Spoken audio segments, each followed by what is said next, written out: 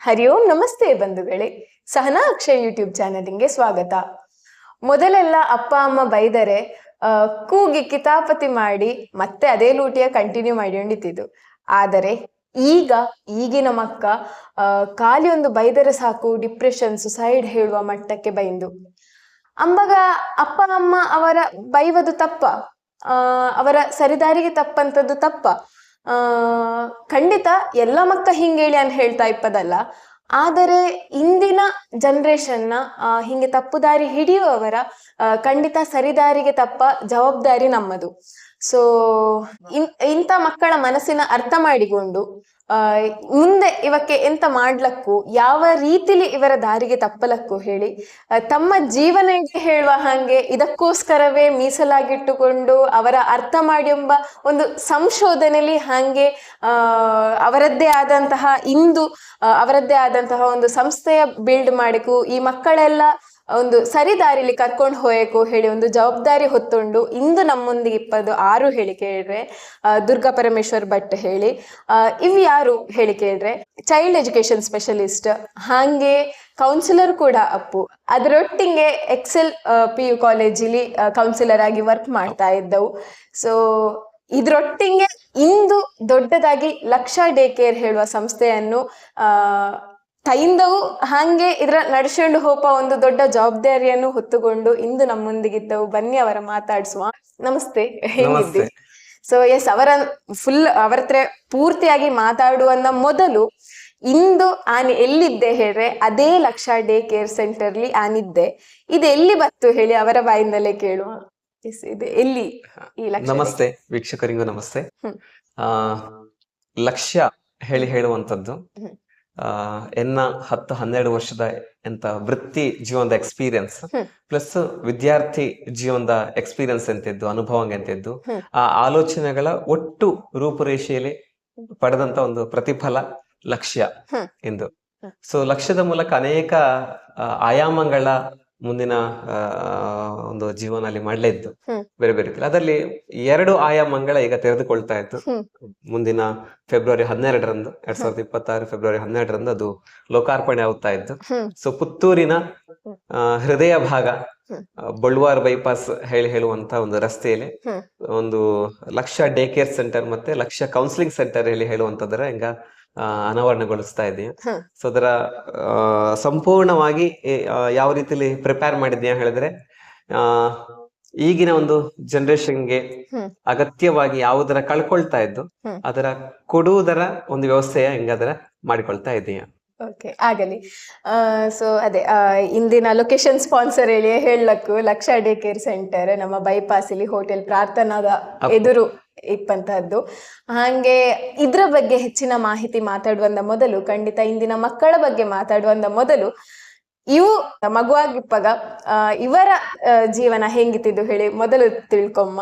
So ಶುರು ಮಾಡ್ತಾರೆ. ನಿಂಗ ಎಲ್ಲಿ ಅಣವು, ನಿಂಗಳ ಮನೆ ಎಲ್ಲಿ ಯಾವುದು? ಮೂಲತಃ ಪುತ್ತೂರು ತಾಲೂಕಿನ ನಾನು. ಕುಂಬ್ರಂದ ಅಜ್ಜ ಮುಂದೆ ಬೆಳ್ಳಾರಿ ರೋಡಿಲಿ ತಿಂಗಳಾಡಿ ಹೇಳಿ ಬಪ್ಪಂತ ಒಂದು ಸ್ಥಳಲ್ಲಿ ಎಂಗಳ ಮನೆ ಇಪ್ಪಂತದ್ದು. ಅಪ್ಪ ಬೇಸಿಕ್ಲಿ ಕೃಷಿಕರು, ಜೊತೆಗೆ ಅಡಿಗೆಗೆ ಹೋಯ್ಕೊಂಡಿದ್ದು, ಬೇರೆ ಬೇರೆ ರೀತಿಯ ಮದುವೆ ಊಟ ಉಪಚಾರ ವ್ಯವಸ್ಥೆಗೆ ಅಡಿಗೆಗೆ ಹೋಯ್ಕೊಂಡಿದ್ದು. ಅಮ್ಮ ಮನೆಯಲ್ಲಿಯೇ. ಹೆಂಗ 3 ಜನ ಮಕ್ಕ, 2 ಅಕ್ಕಂದ್ರು ಮತ್ತು ಆನು ಕೊನೆಯವ ಮಾಣಿ. ಎನ್ ಎಜುಕೇಶನ್ ಎಲ್ಲ ಪುತ್ತೂರು ಮಂಗಳೂರು ಹೀಗೆ ಈ ಆಸುಪಾಸಲ್ಲಿ ಆತೆ ಅನ್ನೋದೆಲ್ಲ ಎಜುಕೇಶನ್ಗ. ಇದಾದ ಮೇಲೆ ಮನೆಯ ಸಂಸ್ಕಾರ ನನಗೆ ಬಹಳ ಕೊಡುಗೆ ಇದ್ದು ಹೇಳಕ್ಕು. ಯಾವುದೇ ಒಂದು ರೀತಿಯಲ್ಲಿ ಕೂಡ ಬೇಸಿಕ್ಲಿ ಬ್ರಾಹ್ಮಣ ಮನೆತನ ಹೆಂಗಿರ್ತು ಅಲ್ಲಿ ಹೇಳುವಂತದ್ದು ನಮಗೆಲ್ಲರಿಗೂ ತಿಳಿದೇ ಇತ್ತು. ಸೊ ಅದೇ ಒಂದು ಸಂಸ್ಕಾರದಲ್ಲಿ ಬೆಳೆಸಿದ್ದವು ಅಪ್ಪ ಅಮ್ಮ. ಸಂಪೂರ್ಣ ಇಂದ್ರನ ಆಲೋಚನೆಗೆ ಅಂತಿದ್ದು ಅಥವಾ ಇಂದ್ರನ ಜೀವನ ಅಂತಿದ್ದು, ಇದರ ಪ್ರತಿ ಒಂದು ಆಯಾಮಗಳಲ್ಲಿ ಕೂಡ ಫೌಂಡೇಶನ್ ಭೂಮಿಕೆ ಇಪ್ಪದು ಅಪ್ಪ ಅಮ್ಮ ಎಂತ ಹಾಕಿ ಕೊಟ್ಟಿದ್ದು, ಅದರ ಆಲೋಚನೆಗಳ ಮೇಲೆಯೇ ಇದೆಲ್ಲವೂ ಕೂಡ ನಡೀತಾ ಇಪ್ಪಂತದ್ದು. ಸೊ ಈ ಬೆಳವಣಿಗೆಯ ಮೇಲೆ ಈಗಿನ ಜಗತ್ತಿನ ಟ್ಯಾಲಿ ಮಾಡಿಕೊಂಡು ಇದು ಹಿಂಗಿತ್ತು ಹಿಂಗಿಪ್ಪಲಾಗ ಹಿಂಗಿಪ್ಪದಕ್ಕೆ ಎಂತ ಮಾಡಬೇಕು. ಸೊ ಈ ರೀತಿಯ ಸೊಲ್ಯೂಷನ್ ಆಗಿ ನಾನು ಸ್ವಾಮಿ ವಿವೇಕಾನಂದರ ಥಾಟ್ಸ್ ಗಳಿಂದ ಪ್ರೇರಣೆಗೊಂಡವ. ಅವರ ಎಲ್ಲ ಉಕ್ತಿಗಳಲ್ಲಿ ಕೂಡ ನನಗೆ ತುಂಬಾ ಮಾರ್ಮಿಕವಾಗಿ ಮನಸ್ಸಿಗೆ ತಟ್ಟಿದ್ದು ಹೇಳಿದ್ರೆ, ಸಾವಿರಾರು ಕೋಣೆಯಿಂದ ಸಾವಿರಾರು ದಿನಗಳಿಂದ ಈ ಒಂದು ಕೋಣೆಯಲ್ಲಿ ಕತ್ತಲೆ ಇದ್ದು ಹೇಳಿ, ಆದ್ರೆ ನಾವು ಕತ್ತಲೆ ಹೇಳಿ ಬೊಬ್ಬೆ ಹಾಕುವುದಕ್ಕಿಂತ ಒಂದು ಬೆಳಕಿನ ಹಚ್ಚುವಂತ ಪ್ರಯತ್ನ ಮಾಡಬೇಕು ಹೇಳಿ. ಸೊ ಈ ಥಾಟ್ ನನಗೆ ಎಂತ ಏಕೆ ಇಷ್ಟು ಮಾರ್ಮಿಕವಾಗಿ ಮನಸ್ಸಿಗೆ ಟಚ್ ಆಯ್ತು ಹೇಳಿದರೆ, ತುಂಬಾ ಮಂದಿ ಸಮಸ್ಯೆಯನ್ನೇ ಮಾತನಾಡ್ತಾ ಇದ್ದವು. ಇನ್ನು ಎಜುಕೇಶನ್ ನ ಬಗ್ಗೆ ಯಾವುದೇ ಯೂಟ್ಯೂಬ್ ನಲ್ಲಿ ಸ್ಪೀಚ್ ನೋಡಿದ್ರು ಕೂಡ ಎಜುಕೇಶನ್ ಸರಿ ಇಲ್ಲ, ಮೆಕಾಲ ಸಿಸ್ಟಮ್, ಇನ್ನೊಂದು ಮತ್ತೊಂದು ಹೇಳ್ಕೊಂಡು ನಾವು ಸಾಕಷ್ಟು ದೂರುಗಳ ಸಲ್ಲಿಸ್ತಾ ಇದ್ದು. ಸೊ ಅದಕ್ಕೆ ಸಾಕಷ್ಟು ಜನರ ವ್ಯೂಸ್ ಸಿಗ್ತಾ ಇದ್ದು. ಬಟ್ ಸೊಲ್ಯೂಷನ್ ಎಂತ ಹೇಳಿ, ಸೊ ಆ ಸೊಲ್ಯೂಷನ್ ಯಾವುದು, ಏನು, ಎತ್ತಾದ್ರೆ ಹೇಗೆ ಮಾಡೋದು, ಇಂಪ್ಲಿಮೆಂಟ್ ಮಾಡೋದು ಹೇಗೆ ಹೇಳುವಂತಹ ಒಂದು ಸಂಶೋಧನೆಯ ಒಟ್ಟಿಗೆ, ಆ ಶೈಕ್ಷಣಿಕ ಸಂಶೋಧನೆಯ ಜೊತೆಗೆ ಒಂದು ರೂಪುರೇಷೆಯ ಮಡಗಿಕೊಳ್ಳಿ ಹೇಳುವಂತ ಕಾರಣಕ್ಕೆ ಈ ಒಂದು ಹೆಜ್ಜೆ ಹೆಂಗ ಮಡಗುತ್ತಾ ಇಪ್ಪಂತದ್ದು. ಹಾಗಾಗಿ ಸೊ ಅದೇ ನಿಂಗ ಹೇಳಿದ್ರಿ ಸ್ವಾಮಿ ವಿವೇಕಾನಂದರಿಂದ ಅವರ ಒಂದು ಸ್ಫೂರ್ತಿ ತಕೊಂಡು ನಾನಿದ್ರ ಮಾಡ್ತಾ ಇದ್ದೆ ಹೇಳಿ.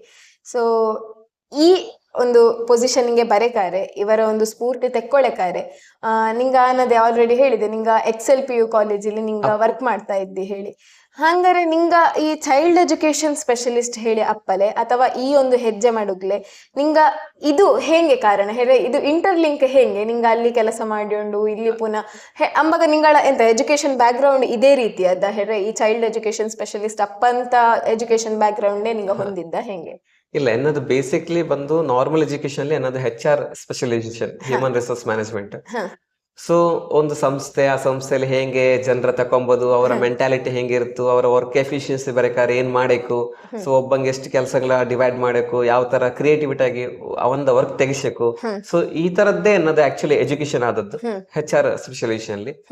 ಅದ್ರ ಜೊತೆಗೆ ನಾನು ಊರಿಂದ ಜಾಬ್ ಬಿಟ್ಟು ಬೆಂಗಳೂರು ಕಡೆಗೆ ಮೂವ್ ಆದೆ. ಸೊ ಅಲ್ಲಿ ಒಂದು ಸಂಸ್ಥೆಯಲ್ಲಿ ನಾನು ವರ್ಕ್ ಮಾಡಿಕೊಂಡಿಪ್ಪಾಗ ನನಗೆ ಡಾಕ್ಟರ್ CR ಚಂದ್ರಶೇಖರ್ ಹೇಳುವ ಸಿಕ್ಕಿದವು. ಸೊ ಮೊದಲೇ ಇದ್ದಂತ ಆಲೋಚನೆಗ ಏನೋ ಮಾಡಬೇಕು ಇಲ್ಲಿ ಹೇಳುವಂತ ಆಲೋಚನೆಗ ಮತ್ತೆ ಎಜುಕೇಶನ್ ನ ಮೇಲೆ ಸಾಕಷ್ಟು ರಿಸರ್ಚ್ ಗಳು ಮಾಡಿಕೊಂಡೇ ಇತ್ತಿದೆ. ಇದು ಹಿಂಗ್ ಕೊಡುವ ಬದಲು ಇದು ಈ ರೀತಿಲಿ ಕೊಡಬೇಕು. ಒಂದ್ ಸಣ್ಣ ಪಾಠವ ತೆಗೆದುಕೊಂಡ್ರು ಕೂಡ ಆ ಪಾಠವನ್ನು ನೋಡುವಾಗ ನನಗೆ ಅನ್ಸಿಕೊಂಡಿದ್ದು, ಎಷ್ಟೋ ಸತ್ಯ ನನಗೆ ಕೆಲವೊಂದ್ಸಲ ಕ್ಲಾಸ್ ತಗೊಳ್ತೀರಾ ಅಲ್ಲಿ ಕೇಳಿಕೊಂಡಿದ್ದು. ಸೊ ಕ್ಲಾಸಿಗೆ ಹೋಗುವಾಗ ನನಗೆ ಒಂದು ಪಾಠವ 4 ದಿನ 1 ವಾರ ಎಲ್ಲ ಮಾಡಕ್ಕೂ ಹೇಳಿ ಆದ್ರೆ ಪಾಠ ಮಾಡ್ಲಿ ನನಗೆ ಎಷ್ಟೋ ಸತಿ ಗಂಟ್ಲು ಕಟ್ಟಿಕೊಂಡಿತ್ತು. 1 ವಾರ ನಾನು ಒಂದು ಮಗುವಿನ ಸಮಯ ಹಾಳು ಮಾಡ್ತಾ ಇದ್ದೇನಾ? ಕೇವಲ 5-6 ಪುಟವ 4 ಚಿತ್ರಗಳ ತೋರಿಸುವಂತಹ ಒಂದಷ್ಟು ವಿಷಯಗಳ ಮಾತ್ರಕ್ಕೆ ಮಗುವಿನ ಸೀಮಿತ ಮಾಡ್ತಾ ಇದ್ದೀಯಾ? ಅಲ್ಲೊಂದು ಪ್ರಶ್ನೆ ಬಂದಿತ್ತು ನನಗೆ. ಒಂದು ಮಗು 1 ವರ್ಷ 6 ಟೆಕ್ಸ್ಟ್ ಬುಕ್ 10 ತಿಂಗಳ ಸಮಯ ವೇಸ್ಟ್ ಮಾಡಕ್ಕಾಗಿ ನನಗೆ ಅನ್ಸಿಕೊಂಡಿದ್ದು ಎಷ್ಟೋ ಸತ್ತಿ. ಸೊ ಮಗುವಿನ ಮಿದುಳಿನ ಶಕ್ತಿ, ಗ್ರಹಣ ಶಕ್ತಿ ನೋಡಿದ್ರೆ ಅದು ಅತ್ಯದ್ಭುತವಾದಂಥದ್ದು. ಜಗತ್ತಿನ ಎಷ್ಟೋ ವಿಚಾರಗಳು ತಿಳ್ಕೊಂಬಲೆ ಸಾಧ್ಯತೆ ಇಪ್ಪಂಥದ್ದು. ಸೊ ಇಂಥ ಒಂದು ಸಮಯದಲ್ಲಿ ಕೇವಲ ಒಂದು ಮಗು 1 ವರ್ಷ 6 ಟೆಕ್ಸ್ಟ್ ಬುಕ್ ಅಷ್ಟಕ್ಕೆ ಸೀಮಿತವ, ಮತ್ತೆ 26 ಅಕ್ಷರಲ್ಲಿ ಕಲಿಯೋದ್ರಲ್ಲಿ ನಾವು ಅಳವಲೆ ಸಾಧ್ಯ ಇದ್ದವರ ಹೇಳುವಂತ ಈ ಜಿಜ್ಞಾಸೆ ಅಂತ ಇದ್ದು ಅದು ಮುಂದೆ ಸೈಕಾಲಜಿಯ ಓದಕ್ಕೆ ಹೇಳುವಂತ ಒಂದು ನೆಲೆಗೆ ಪ್ರೋತ್ಸಾಹ ಕೊಟ್ಟದ್ದು. ಅದ್ರ ಜೊತೆಗೆ ಸೈಕಾಲಜಿ ಮಾತ್ರ ಓದ್ಕೊಂಡ್ರೆ ಏನೋ ಒಂದು ಮಾಡ್ತು ಹೇಳಿ ಅಲ್ಲ, ಅದು ಒಂದು ಮನಸ್ಸಿನ ಹೇಳಿದ್ರೆ ನನಗೆ ಪದೇ ಕಾಡ್ತಾ ಇಪ್ಪಂತದ್ದು ಈ ಜಗತ್ತಲ್ಲಿ ಅತ್ಯದ್ಭುತವಾದಂತ ವಿಚಾರ ಹೇಳಿದ್ರೆ ಅದು ಮನಸ್ಸು ಹೇಳಿ. ಸೊ ನಿಂಗೆ ಇಲ್ಲಿಗೆ ಬರೇಕು ಹೇಳಿದ್ರೆ ಮನಸ್ಸು ಮಾಡಬೇಕು, ಆನೆಯಲ್ಲಿ ನಿಂಗಳೊಟ್ಟಿಗೆ ಕೂರಕ್ಕೆ ಹೇಳಿದ್ರೆ ಮನಸ್ಸು ಮಾಡಬೇಕು, ಒಂದು ಮಗು ನಿದ್ದೆ ಮಾಡಕ್ಕೆ ಹೇಳಿ ಆದ್ರೂ ಮನಸ್ಸು ಮಾಡಬೇಕು. ನಿದ್ದೆ ಮಾಡ್ಲು ನಮಗೆ ಆಪ್ಷನ್ಸ್ ಇರುತ್ತೆ, ಅದು ಹಿಂಗೆ ತಿರ್ಕೊಂಡ್ ಮಾಡ್ಲಾ, ಹಿಂಗ್ ತಿರ್ಕೊಂಡ್ ಮಲಕ್ಲಾ. ಸೊ ಎಲ್ಲದಕ್ಕೂ ಊಟ ಮಾಡಕ್ಕಾರೆ ಮನಸ್ಸು ಬೇಕಿಂದು, ಓದಕಾರೆ ಮನಸ್ಸು ಬೇಕು. ಇತ್ತೀಚಿನ ಕಾಲಲ್ಲಿ ದೇವರ ಕೋಣೆಗೆ ಹೋಗಿ ಒಂದು ನಮಸ್ಕಾರ ಮಾಡಿಕೊ ಹೇಳಿ ಆದ್ರೂ ಮನಸ್ಸು ಬೇಕು. ದೇವಸ್ಥಾನದ ಒಳ ಮೊಬೈಲ್ ನ ತೆಗೆದು ಸ್ವಿಚ್ ಆಫ್ ಮಾಡಿ ಕಿಸ ಒಳ ಮಾಡಕ್ಕೆ ಹೇಳಿ ಆದ್ರೂ ಮನಸ್ಸು ಬೇಕು. ಸೊ ಎಲ್ಲಾ ರೀತಿಲಿ ಕೂಡ ಸಂಸ್ಥೆ ಕಟ್ಟೆಕಾರು ಮನಸ್ಸು ಬೇಕು, ಅದರ ಕೆಡವಕ್ಕಾದ್ರೂ ಮನಸ್ಸು ಬೇಕು. ಯಾವುದೇ ರೀತಿಲಿ ಆದ್ರೂ ಕೂಡ ನನಗೆ ಮನಸ್ಸು ಹೇಳುವಂತ ಒಂದು ಅತ್ಯದ್ಭುತವಾದಂತ ವಿಚಾರ ಅನ್ಸಿತ್ತು. ಸೊ ಅದಕ್ಕೆ ಯಾವಾಗ ತೃಪ್ತಿ ಆಗುತ್ತೋ ಅಲ್ಲಿಗೆ ಮನುಷ್ಯನ ಕೆಲಸ ನಿಲ್ಲುತ್ತು, ಮನುಷ್ಯನಿಂದ ಯಾವುದೇ ಸಾಧನೆ ಮಾಡ್ಲೇ ಇಡ್ತಿಲ್ಲ. ಸೊ ಎಜುಕೇಶನ್ ಹೇಳುವಂತದ್ದು ತೃಪ್ತಿ ಕೊಡ್ಲಾಗ, ಯಾವಾಗ್ಲೂ ಎಜುಕೇಶನ್ ಅಲ್ಲಿ ಯಾವತ್ತು ಸ್ಯಾಟಿಸ್ಫ್ಯಾಕ್ಷನ್ ಇಪ್ಪಲಾಗ, ಇನ್ನಷ್ಟು ಕಲಿಯಕ್ಕೆ ಹೇಳುವಂತ ಹಂಬಲ ಬೇಕು. ಸೊ ಈ ವಿಚಾರಂಗ ಪ್ರತಿಯೊಂದು ನಮ್ಮ ಸಂಸ್ಕಾರ ಅಲ್ಲಿ ಹೇಳ್ತು, ಮನುಷ್ಯಂಗೆ ಬೀಜ ರೂಪಲ್ಲಿ ಅಂತ ಕೊಟ್ಟಿರ್ತು, ಅಂದ್ರೆ ಬಾಲ್ಯ ಸಂಸ್ಕಾರ ಅಂತ ಕೊಟ್ಟಿರ್ತು. ಅದು ಜಾಗೃತ ಅಪ್ಪಂತದ್ದು ಅಡಲೆನ್ಸ್ ಮುಗಿದ್ಮೇಲೆ 18-19 ಇಯರ್ಸ್ ಆದ್ಮೇಲೆ ಅವನೊಂದು ರೀತಿಯ ಜಾಗೃತ ಆಗುತ್ತೆ, ಟರ್ನಿಂಗ್ ಪಾಯಿಂಟ್ ಹೇಳಿ. ಪ್ರತಿಯೊಬ್ಬ ಮನುಷ್ಯ ಇಲ್ಲಿ ನೋಡ್ತಾ ಇಪ್ಪಂತ ವೀಕ್ಷಕರಿಗೂ ಆ ಪ್ರಶ್ನೆ ಕೇಳೋದು, ನಿಗಳ ಜೀವನದಲ್ಲಿ ಕೂಡ ನಿಂಗ ಯಾವ್ದೋ ಒಂದು ಒಳ್ಳೆ ಪೊಸಿಷನ್ ಲೆಕ್ಕಿ ಈಗ. ಬಟ್ ಇದಕ್ಕಿಂತ ಮುಂಚೆ ನಿಂಗ ಬಾಲ್ಯದಲ್ಲಿ ಯಾವ್ದೋ ಒಂದು ಸಣ್ಣ ಎಂತದು ತರ್ಲೆ ಹುಡುಗನೋ ತುಂಟಿ ಹುಡುಗಿಯೋ ನಾ ಒಂದು ಆಗಿರ್ತಿ. ಸೊ ಯಾವಾಗ ನಿಂಗ ಬದಲಾದಿ, ಯಾವಾಗ ನಿಂಗಳ ಟರ್ನಿಂಗ್ ಪಾಯಿಂಟ್ ಸಿಕ್ತು, ಇಷ್ಟು ಒಂದೊಳ್ಳೆ ಜೀವನ ಯಾವಾಗ ಸಿಕ್ತು ಹೇಳಿ. ಸೊ ಹಾಗಾಗಿ ಒಂದು ಸುಕೃತ ಕರ್ಮದ ಫಲ ಜಾಗೃತ ಅಪ್ಪದೊಳ್ಳಿರ್ತು ಪ್ರತಿಯೊಬ್ಬನ ಮನುಷ್ಯನ ಜೀವನಲ್ಲಿ. ಸೊ ಅದರ ವಿಜ್ಞಾನ ಮತ್ತು ಅಧ್ಯಾತ್ಮಲ್ಲಿ ಆನೆ ಅಂತ ಯೋಚನೆ ಮಾಡ್ತಾ ಬಂದೆ. ಸೊ ಜಾಗೃತ ಆಯ್ಕೊಳ್ಳಿ ಅಂಬಾಗ ಜಾಗೃತ ಅಪ್ಪ ಅಂತ ಹೇಳಿದ್ರೆ ಎಂತದ್ದು, ಧಾರ್ಮಿಕ ಕರ್ಮ ವಿಧಿಗಳನ್ನ ನಾವು ಕಂಡ್ರೆ ಅನ್ ಗಮನಿಸೋದು ಸಾಮಾನ್ಯವಾಗಿ ಒಬ್ಬ ಮನುಷ್ಯಂಗೆ 14ನೇ ವರ್ಷದಿಂದ 21ನೇ ವರ್ಷದ ಒಳ್ಳದಿಕ್ಕೆ ಒಂದ್ ಸಂಧಿ ಅಪ್ಪ ಅಂತದ್ದು, ಕಷ್ಟಂಗ ಬಪ್ಪ ಅಂತದ್ದು, ಜಾತಕಲಿಂದ ಒಂದು ದೋಷ ಬಪ್ಪ ಅಂತ ಧಾರ್ಮಿಕವಾಗಿ ತಗೊಂಡ್ರೆ. ಅದೇ ವಿಜ್ಞಾನ ರೂಪಲ್ಲಿ ತಗೊಂಡ್ರೆ, ಸೈಕಾಲಜಿನಲ್ಲಿ ತಗೊಂಡ್ರೆ 14ನೇ ವರ್ಷದಿಂದ 21ನೇ ವರ್ಷದೊಳ ಪ್ರತಿಯೊಬ್ಬ ಮನುಷ್ಯಂಗೆ ಒಂದಲ್ಲ ಒಂದು ರೀತಿಯಲ್ಲಿ ಡಿಪ್ರೆಷನ್ ಆಗ್ಲೇಬೇಕು. ಮನಸ್ಸು ಬಹಳ ಖಿನ್ನತೆಗೆ ಹೋಗಿ ಹೋಗ್ತದೆ, ನನಗೆ ಆರದೇ ಇಲ್ಲೇ ಎಂತಕ್ಕಾದ್ರೂ ಬದುಕಿದೆ. ಸೊ ಈ ರೀತಿ ಆಗ್ಲೇಬೇಕು. ಸೊ ಇದೆರಡರ ಹುಡುಕಾಟಲ್ಲಿ ನಾನು ಮುಂದುವರಿತಾ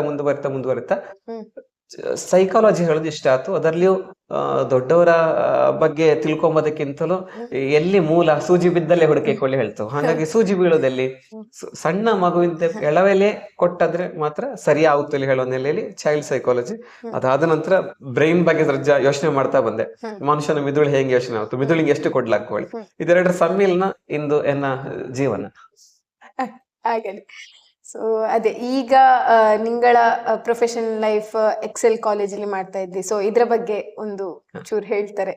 ಎಕ್ಸೆಲ್ ಕಾಲೇಜ್ ಹೇಳಿದರೆ ಎನ್ನ ತಂದೆಗೆ ಒಂದು ರಜೆ ಆರೋಗ್ಯ ಹುಷಾರಿಲ್ಲದೆ ಅಪ್ಪಾಗ ಊರಿಗೆ ಶಿಫ್ಟ್ ಹಾಕೋದಲ್ಲಿ ಯೋಚನೆ ಮಾಡಿದೆ. ಬೆಂಗಳೂರಲ್ಲಿ ಒಂದು 5-6 ವರ್ಷ ಮಾಡಿದೆ. ಮಧ್ಯದಲ್ಲಿ ಮದುವೆ ಆಯ್ತು. ಮದುವೆ ಆಗಿ ಸುಮಾರು ಒಂದು 4 ವರ್ಷ ಆಯ್ತು, 4-5 ವರ್ಷ, ಇದು 5ನೇ ವರ್ಷ ಪೂರ್ಣ ಆಯ್ತು.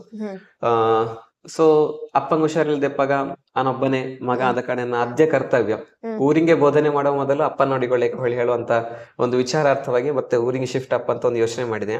ಊರಿಗೆ ಶಿಫ್ಟ್ ಅಪ್ಪಾಗ ಹಿಂಗೆ ಊರಿಗೆ ಶಿಫ್ಟ್ ಆಗಿಕೊಂಡಿಪ್ಪಾಗ ಎಂಗಳ ಈಗ ನಾನು ವರ್ಕ್ ಮಾಡ್ತಾ ಇಪ್ಪಂತ ಸಂಸ್ಥೆ ಎಕ್ಸೆಲ್ ನ ಚೇರ್ಪರ್ಸನ್ಗೆ ಅವಕ್ಕೊಂದು ಕಾಂಟ್ಯಾಕ್ಟ್ ಮಾಡಿದೆ. ಸೊ ಹಿಂಗೆ ವಿಚಾರಗಳಲ್ಲಿ ಸೊ ಸೌತ್ ಕೆನರಲ್ಲಿ ಬಹುಶಃ ಫಾರ್ ದಿ ಫಸ್ಟ್ ಟೈಮ್ ಸೈಕಾಲಜಿಸ್ಟ್ಗಳ ಪೂರ್ಣ ಪ್ರಮಾಣದಲ್ಲಿ ಫುಲ್ ಟೈಮಿಗೆ ಅಡ್ಮಿಷನ್ಸ್ ನ ತಕೊಂಡು ಪ್ರತಿಯೊಂದು ಮಗುವಿನ ಕೂಡ ತಲುಪುವ ಹಾಗೆ ಅವರ ಮಾನಸಿಕ ಏನು ಸ್ಥಿತಿಗತಿಗೆ ಇರ್ತವು. ಆಕ್ಚುಲಿ CBSE ಶಾಲೆಯಲ್ಲಿ 1ರಿಂದ 10ನೇವರೆಗೆ ಇರ್ತವು ಸೈಕಾಲಜಿಸ್ಟಿಗ. ಅದೊಂದು ನಾರ್ಮ್ಸ್ ಇದ್ದು ಸರ್ಕಾರದ್ದು, ಹಾಗಾಗಿ ಅವು ಕೊಡ್ತಾ ಇದ್ದವು.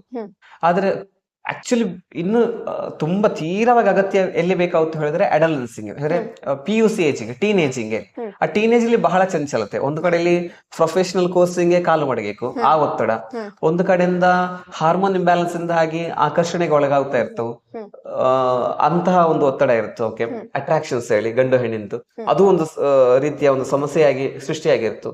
ಇನ್ನೊಂದು ಕಡೆಯಿಂದ ಅಡಿಕ್ಷನ್ ಗೆ ಒಳಗಾಗ್ತಾವು, ಚಟಂಗ ಬೇರೆ ಬೇರೆ ರೀತಿ, ಅದು ಸ್ಮೋಕಿಂಗ್ ಆದಿಕ್ಕು ಅಥವಾ ಡ್ರಿಂಕ್ಸ್ ಆದಿಕ್ಕು ಬೇರೆ ಬೇರೆದು, ಅಥವಾ ಏನೇ ಇಲ್ಲ ಹೇಳಿ ಆದ್ರೆ ಅಶ್ಲೀಲ ಚಿತ್ರಗಳನ್ನ ನೋಡುವಂತದ್ದು ಅದಕ್ಕೂ. ಸೊ ಈ 3 ಆಯಾಮಗಳಲ್ಲಿ ಪ್ರೆಷರ್ ಇರ್ತು ಮಕ್ಕಳಿಗೆ. ಅದರ ಮಧ್ಯದಲ್ಲಿ ಒಂದು ಒಳ್ಳೆಯ ಸಮಾಜಕ್ಕೆ ಫಲ ಕೊಡುವಂತ ಗಿಡ ಆಗಿ ಬೆಳೆಯಕ್ಕೆ ಹೇಳಿ ಆದ್ರೆ ಸೊ ಅಡೋಲೆನ್ಸಿಂಗ್ ಎಜುಕೇಶನ್ ತುಂಬಾ ಇಂಪಾರ್ಟೆಂಟ್ ಆಗುತ್ತೆ ಹೇಳಿ ಅದು ಅಲ್ಲಿಯ ಚೇರ್ಪರ್ಸನ್ ಒಂದು ಮೆಂಟಾಲಿಟಿ. ಸೊ ಅದಕ್ಕೋಸ್ಕರ ಅವು 3 ಜನ ಸೈಕಾಲಜಿಸ್ಟ್ಗಳ ಅವರ ಸಂಸ್ಥೆಯಲ್ಲಿ ಮಾಡಿಕೊಂಡು ಫುಲ್ ಟೈಮ್ ನೋಡಿಕೊಂಡು ಅದರಲ್ಲಿ ನಾನು ಒಬ್ಬ. ಸೊ ಒಳ್ಳೆ ಎಕ್ಸ್ಪೀರಿಯನ್ಸ್ ನನ್ನ ಊರ್ಲಿಯೂ ಈ ತರದ ಒಂದು ಸಂಸ್ಥೆ ನಿರ್ಮಾಣ ಆಯ್ತು ಹೇಳಿ. ಸೊ ನನ್ನ ಮನೆಗೂ ಮತ್ತು ಸಂಸ್ಥೆಗೂ ಕನ್ವಿಂಟ್ ಆಗಿ ಎನ್ನ ಆಲೋಚನೆ ಕೂಡ ಅವರ ಒಳ್ಳೆಯ ಸಪೋರ್ಟ್ ನನಗೆ ಸಿಕ್ಕುತ್ತಾ ಇರ್ಲಿ ಹಾಗೆ. ಓಕೆ, ಈಗ ಅದೇ ಸಪೋರ್ಟ್ ಹೇಳಿ ಬಪ್ಪಾಗ ಮನೆಯವರ ಸಪೋರ್ಟ್ ಅಂಬಾಗ ಹೆಂಗಿತ್ತು ನಿಂಗೋಗೆ ನಿಂಗಳ ಜರ್ನಿಗೆ? ಖಂಡಿತ ಒಬ್ಬ ಈಗ ನಾನು ಒಂದೇ ಪ್ರೊಫೆಷನ್ ಮಾಡ್ತಾ ಹೇಳ್ರೆ ಖಂಡಿತ ಅದಕ್ಕೆ ಯಾವುದೇ ಸಮಸ್ಯೆ ಇರ್ಲಿಲ್ಲ. ನಿಂಗಳ ಪ್ರೊಫೆಷನ್ ಅನ್ನು ಮಾಡಿಕೊಂಡು ಹೆರಾಣ ಜಗತ್ತಿಗೂ ಒಳ್ಳೇದಾಗಲಿ ಹೇಳಿ ಅದ್ರ ಬಗ್ಗೆ ನಿಂಗ ಇದು ಆಲೋಚನೆ ಮಾಡ್ತಾ ಇಪ್ಪಾಗ ಮನೆಯವರ ಸಪೋರ್ಟ್ ಬೇಕೇ ಬೇಕಾಗುತ್ತೆ. ಎನ್ನ ಲೈಫಲ್ಲಿ ಸೈಕಾಲಜಿಸ್ಟ್ ಹೇಳಿದರೆ ಒಂದು ಫಸ್ಟ್ ಭಗವದ್ಗೀತೆ, ಅದರಲ್ಲಿ ಕೃಷ್ಣಗಿಂತ ದೊಡ್ಡ ಕೌನ್ಸಿಲರ್ ಈ ಜಗತ್ತಿಗೆ ಬೇರೆ ಯಾರದೇ ಬೇಡ ಹೇಳುವ ನಂಬಿದವ. ಬಾಲ್ಯದಿಂದಲೇ ನನಗೆ ಸಿಕ್ಕಿದಂತ 2 ಕೌನ್ಸಿಲರ್ಸ್ ಹೇಳಿದ್ರೆ ಅಪ್ಪ ಅಮ್ಮ.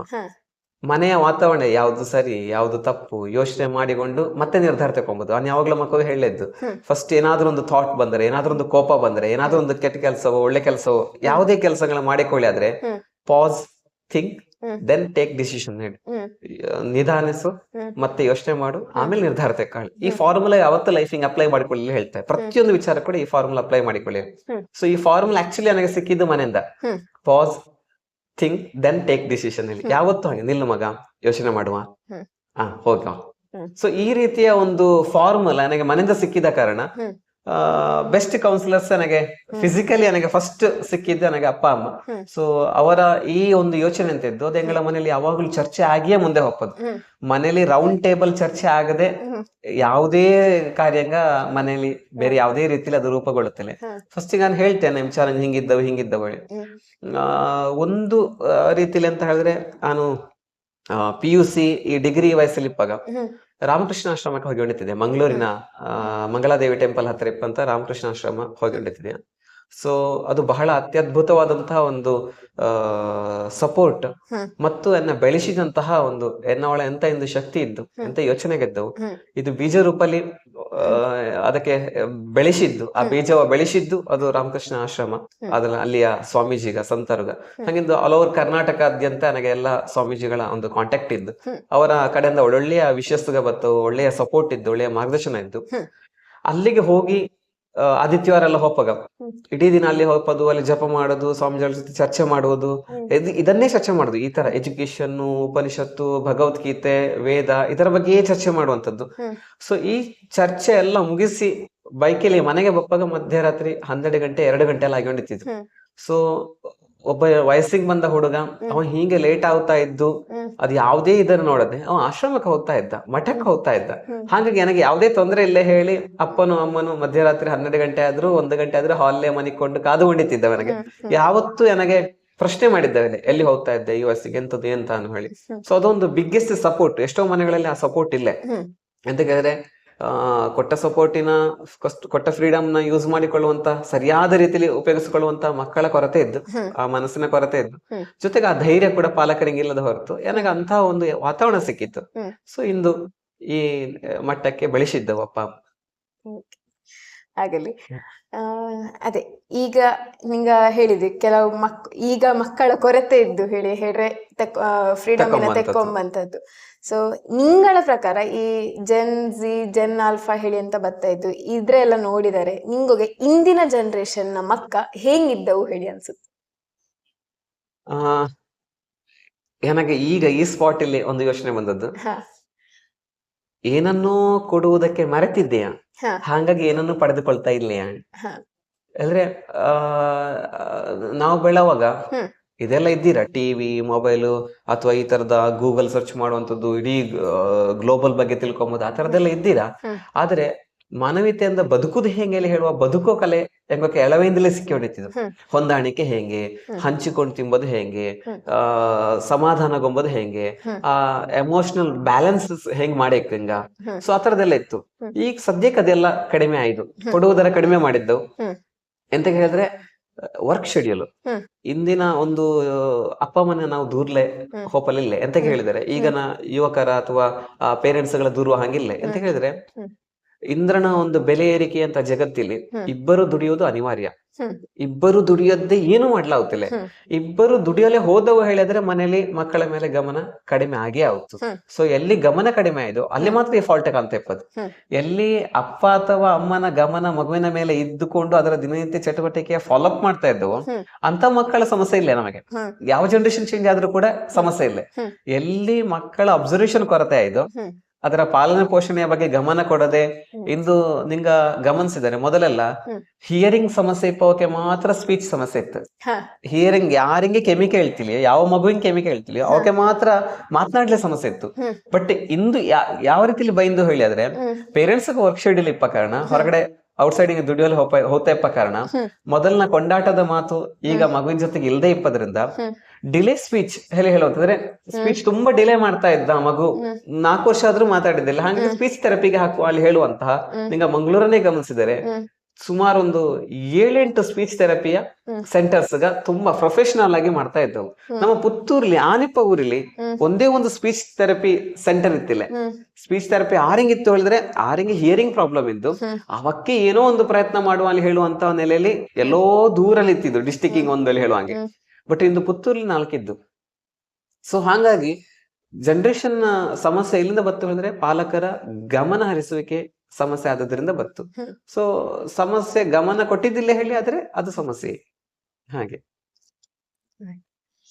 ಆ, ಅದೇ ಈಗ ಇದಕ್ಕೆ ಆಡ್ ಆನ್ ಮಾಡಿ ನಾನು ಕೇಳ್ತಾ ಇದ್ದೆ ನೆಕ್ಸ್ಟ್ ಪ್ರಶ್ನೆ ಅಂತ ಹೇಳಿದ್ರೆ, ಇದಕ್ಕೆ ಮೊಬೈಲ್ ಕಾರಣವಾ, ಸೋಷಿಯಲ್ ಮೀಡಿಯಾ ಇದಕ್ಕೆ ಇನ್ಫ್ಲೂಯೆನ್ಸ್ ಆಗ್ತಾ ಇದ್ದ, ಅಥವಾ ಈಗ ಖಂಡಿತ ಪ್ರತಿಯೊಬ್ಬಂಗೆ ಉಂಟಿದ್ದು ಸಣ್ಣ ಬಾಬೆ ಊಟ ಮಾಡ್ತಾ ಇಲ್ಲ ಹೇಳ್ರೆ ಮೊದ್ಲೆಲ್ಲ ಅದಲ್ಲಿ ಕಾಕಂಡ್ ನೋಡು ಹೇಳಿ, ಹಿಂದೆ ಹೆಂಗಾಯ್ತು ಹೇಳ್ರೆ ಫೋನ್ ಕೊಟ್ಟು ಬಿಡಿ ಅಷ್ಟಪ್ಪಾಗ ಅವ ಊಟ ಮಾಡ್ತಾ ಹೇಳಿ.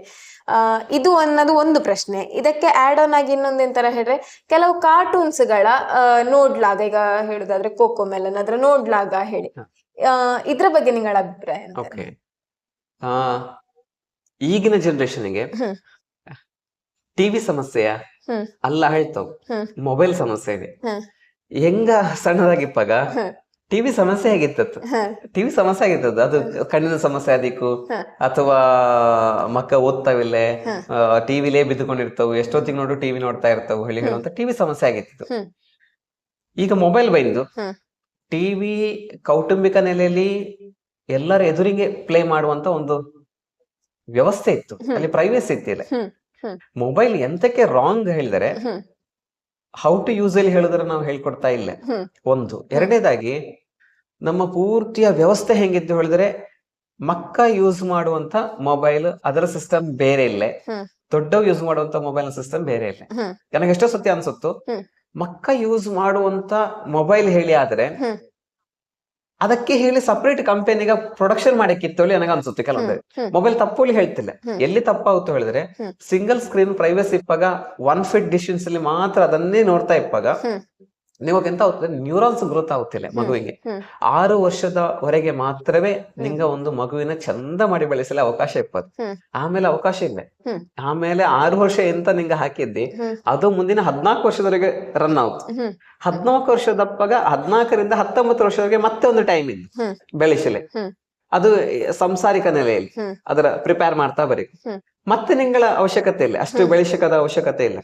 ಸೊ ನಿಂಗೆ 6 ವರ್ಷದ ಒಳ ಒಂದು 10-12 ಲ್ಯಾಂಗ್ವೇಜ್ ಹೇಳಿಕೊಡ್ಲಕ್ಕು, ಇಡೀ ಜಗತ್ತಿನ ಒಂದು ವಿಚಾರಗಳ ಅವಕ್ಕೆ ಫೀಡ್ ಮಾಡ್ಲಕ್ಕು, ಒಂದೊಳ್ಳೆ ಕಮ್ಯುನಿಕೇಶನ್ ಲೆವೆಲ್ ಆದಿಕ್ಕು, ಒಳ್ಳೆ ಬ್ರೈನ್ ಗ್ರೋತ್ ಆದಿಕ್ಕು, ಅದೆಲ್ಲವೂ ಕೂಡ ಸ್ಟಾಪ್ ಅಪ್ಪದು ಯಾವ್ದ್ರಿಂದ ಹೇಳಿದ್ರೆ ನ್ಯೂರಾನ್ಸ್ ಗ್ರೋತ್ ಆಗುತ್ತಿಲ್ಲ ಇಲ್ಲಿ ಹೇಳುವ ಕಾರಣಕ್ಕೆ. ಸೊ ನಿದ್ದೆ ಕಡಿಮೆ ಅಪ್ಪದು, ಮೆಲಟೋನಿನ್ ಹಾರ್ಮೋನ್ಸ್ ಪ್ರೊಡಕ್ಷನ್ ಅಪ್ಪಲಿಲ್ಲ, ಆಮೇಲೆ ಸ್ಕ್ರೀನ್ ಟೈಮ್ ಹೆಚ್ಚಾಗ್ತಾ ಇದ್ದ ಹಾಗೆ ಅವು ಮಾತನಾಡಿದ್ರೆ ಕಡಿಮೆ ಮಾಡ್ತಾವು, ಮಾತನಾಡುವ ಸಮಸ್ಯೆ ಬಪ್ಪಂತದ್ದು. ಸೊ ಇದರಿಂದ ಎಷ್ಟೋ ಒಂದು ಆಕ್ಟಿವಿಟೀಸ್ ನಮ್ಮ ಬಾಡಿಯಲ್ಲಿ ನಡೀತಾವಿಲ್ಲ. ಸೊ ಅದಕ್ಕೆ ಅದ್ರದ್ದೇ ಆದ ಲ್ಯಾಂಗ್ವೇಜ್ ಇತ್ತು, ಈಗ ಹಾರ್ಮೋನ್ಸ್ ಲ್ಯಾಂಗ್ವೇಜ್ ಹೇಳಿ ಹೇಳಿದ್ದು, ಸೈಕಾಲಜಿ ಲ್ಯಾಂಗ್ವೇಜ್ ಹೇಳಿತ್ತು. ಸೊ ಅದ್ರೆಲ್ಲ ಸೈಡಿಗೆ ಮಡಿಗೆ ಮಾತಾಡ್ತಾ ಇಪ್ಪಂತದ್ದು. ಸೊ ಆ ಎಲ್ಲ ಆಕ್ಟಿವಿಟೀಸ್ ಸ್ಟಾಪ್ ಅಪ್ಪದು ಯಾವ್ದ್ರಿಂದ ಆದ್ರೆ ಸಿಂಗಲ್ ಸ್ಕ್ರೀನ್ ಟೈಮ್ ಜಾಸ್ತಿ ಆಗ್ತಾ ಹೋಗೋದ್ರಿಂದ. ಮತ್ತೆ ಕಾರ್ಟೂನ್ಸ್ ಹೇಳಿದ್ದೀನಿ, ಈಗ ಇಂದಿನ ಅನೇಕ ಕಾರ್ಟೂನ್ಸ್ ಗಳಲ್ಲಿ ನಿಂಗೆ ಕಾರ್ಟೂನ್ ಹೆಂಗ್ ಬದಲಾಗುತ್ತೆ ಹೇಳಿದ್ರೆ, ಮೊದಲೆಲ್ಲ ನಿಂಗೆ ಗಮನಿಸಿ ಹಳೆಯ ಕಾರ್ಟೂನ್ಗಳ ನಿಂಗ ಬೇಕಿದ್ರೆ ತೆಗೆದು ನೋಡಿ, ಅದರಲ್ಲಿ ಒಂದು ಗೊಂಬೆ ಒಂದು 15 to 20 ಮಿನಿಟ್ಸ್ ರನ್ ಆಗ್ತಾ ಇತ್ತು. ಒಂದೇ ಗೊಂಬೆ, ಒಂದೇ ಆಂಗಲ್, ಒಂದೇ ಕಲರ್ ಕೋಡಿಂಗ್ ಇಲ್ಲಿ, ಒಂದು ಯಾವ್ದೋ ಒಂದು 4-5 ಕಲರ್ ಕೋಡಿಂಗ್ ಇಲ್ಲಿ ರನ್ ಆಗ್ತಾ ಹೋಗ್ತು. ಬರ್ಬರ್ತಾ ಈಗ ಹೆಂಗಾಯ್ತು ಹೇಳಿದ್ರೆ ಫ್ರಾಕ್ಷನ್ ಆಫ್ ಸೆಕೆಂಡ್ಲಿ ಚೇಂಜ್ ಆಗ್ತಾ ಇತ್ತು. ಅಷ್ಟು ಚೇಂಜಸ್ ನಮ್ಮ ಮೊಬೈಲ್ ಅನ್ನು ನಾವು ಗಮನಿಸಿದ್ರು ಕೂಡ, ನಮ್ಮ ಮೊದಲಿಗೆಲ್ಲ ನಾವು ಬ್ಲಾಗ್ಸ್ ನೋಡಿಕೊಂಡಿತ್ತು, ಈಗ ನಿಂಗಳೇ ಬ್ಲಾಗ್ಸ್ ಮಾಡ್ತಾ ಇದ್ವಿ, ಒಂದು ಪಾಡ್ಕಾಸ್ಟ್ ತರ ಮಾಡ್ತಾ ಇದ್ವಿ.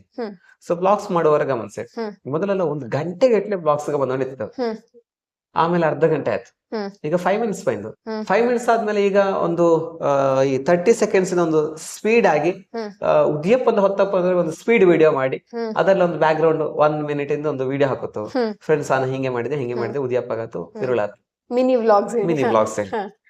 ಇನ್ನು ಹೆಂಗೆ ಬತ್ತು ಗೊತ್ತಿಲ್ಲ, ಆದ್ರೆ ಜನರ ಟ್ರೆಂಡ್ ಚೇಂಜ್ ಆಗ್ತಾ ಇದ್ದು ಹಾಗೆ ಮಗುವಿನ ಮನಸ್ಸಲ್ಲಿ. ಅದ ಕಾರಣ ಎಂತ ಹೇಳಿದ್ರೆ, ನಿಂಗೆ ಎಷ್ಟು ಕಲರ್ಸ್ ಗಳ ಪಾಸ್ ಮಾಡ್ತಿ, ಮಗು ಅಷ್ಟು ಬೇಗ ಎಂತ ಆಯ್ತು ತಿಳ್ಕೊಳ್ತ ನೆಕ್ಸ್ಟ್ ಎಂತ ಹೇಳಿ ಮಗು ಅಷ್ಟು ಸ್ಪೀಡ್ ಇತ್ತು. ಸೊ ಅದರ ಒಂದು ಪಲ್ಸ್ ರೇಟ್ ಕಾರ್ಟೂನ್ಸ್ ನಮಗೆ ಗೊಂತಿಪ್ಪ ಕಾರಣ. ಸೊ ಆ ರೀತಿಯ ಕಾರ್ಟೂನ್ಸ್ ಗಳ ಕೊಡ್ತಾ ಬರ್ತಾವ.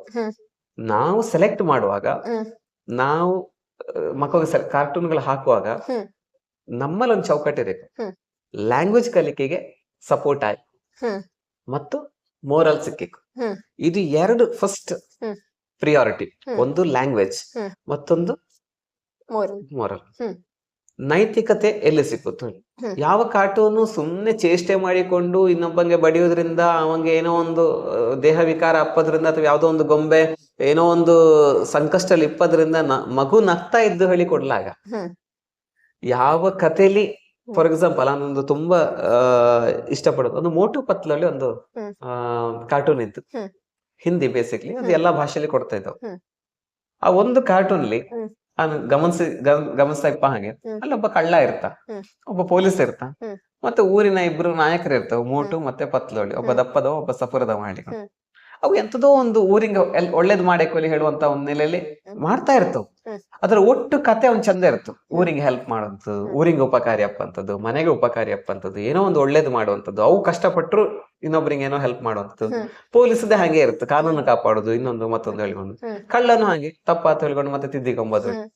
ಸೊ ಈ ರೀತಿದೊಂದು ಕತೆ ಹೋಗ್ತಾ ಇತ್ತು. ಸೊ ಆ ತರದ ಒಂದು ಒಳ್ಳೆಯ ರೀತಿಯ ಕಾರ್ಟೂನ್ಸ್ ಗಳನ್ನ ಮಕ್ಕಳಿಗೆ ಕೊಡೋದ್ರಲ್ಲಿ ಯಾವುದೇ ತಪ್ಪಿಲ್ಲ. ಆದ್ರೆ ಅದಕ್ಕೊಂದು ಟೈಮ್ ಲಿಮಿಟ್ ಮಾಡಬೇಕು. ಮತ್ತೆ ಅದ್ರ ಯಾವತ್ತು ಸ್ಮಾಲ್ ಸ್ಕ್ರೀನ್ ಅಲ್ಲಿ ಕೊಡ್ಲಾಗ ಬಿಗ್ ಸ್ಕ್ರೀನ್ ಕೊಡಬೇಕು, ಆದಷ್ಟು ಬಿಗ್ ಸ್ಕ್ರೀನ್ ಕೊಡಿ ಹೇಳಿ. ಮತ್ತೆ ಮಕ್ಕಳಿಗೆ ಸಣ್ಣದಿಪ್ಪದಲ್ಲೇ ಪ್ರೈವಸಿಯ ದಯವಿಟ್ಟು ಅದರ ಅಭ್ಯಾಸ ಮಾಡ್ಸಡಿ. ಇಂದು ಸ್ಟಡಿ ಸ್ಟಡಿ ಸ್ಟಡಿ ಹೇಳಿ ರೂಮಿಗೆ ಹೋಗಿ ಬಾಗಿಲ ಹಾಕೊಂಡು ಸ್ಟಡಿ ಮಾಡಿದವ ಮತ್ತೆ ವಾಪಸ್ ಹೆರ ಬತ್ತಾಳಿ ಗ್ಯಾರಂಟಿ ಇಲ್ಲ. ಅವಂಗ ಅಲ್ಲೇ ಡಿಪ್ರೆಷನ್ ಆದ್ರೆ, ಅವಂಗ ಅಲ್ಲೇ ಲವ್ ಚಾಟ್ ಆಗಿ ಲವ್ ಫೇಲ್ಯೂರ್ ಆದ್ರೆ ಅವ ಅಲ್ಲೇ ಫ್ಯಾನ್ ಗೆ ನೇತಾಕೊಂಡಿರ್ತಾವ. ಸೊ ಅಂತದ್ದು ಎಷ್ಟೋ ಕೇಸ್ಗ ನಾವು ಪೇಪರ್ಲಿ ನೋಡುತ್ತು. ನನಗೊಂದಷ್ಟು ಬೈಂದು ಬೇರೆ ಬೇರೆ ರೀತಿಯಲ್ಲಿ ಬೈಂದು ವಯಸ್ಸಿಗೆ ಬಂದಂತ ಮಕ್ಕಳದ್ದು. ಸೊ ಆ ಒಂದು ನೆಲೆಯಲ್ಲಿ ಆದಷ್ಟು ಕೌಟುಂಬಿಕವಾಗಿ ಕೂತ್ಕೊಳ್ಳಿ ಅಲ್ಲಿ ಹೇಳುವಂತ ಒಂದು ಒತ್ತಾಸೆ ಎನ್ನದು ಹಾಗೆ.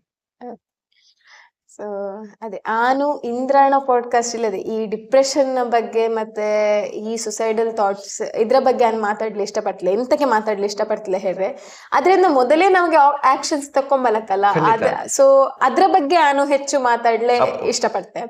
ಸೊ ಈಗ ಅದೇ ಮಕ್ಕ ನಿಂಗ ಹೇಳಿದೆ ಈ ಸ್ಪೀಚ್ ಥೆರಪಿ ಇದು ಬಪ್ಪಲೆ ಸ್ಟಾರ್ಟ್ ಆಯ್ತು ಹೇಳಿ.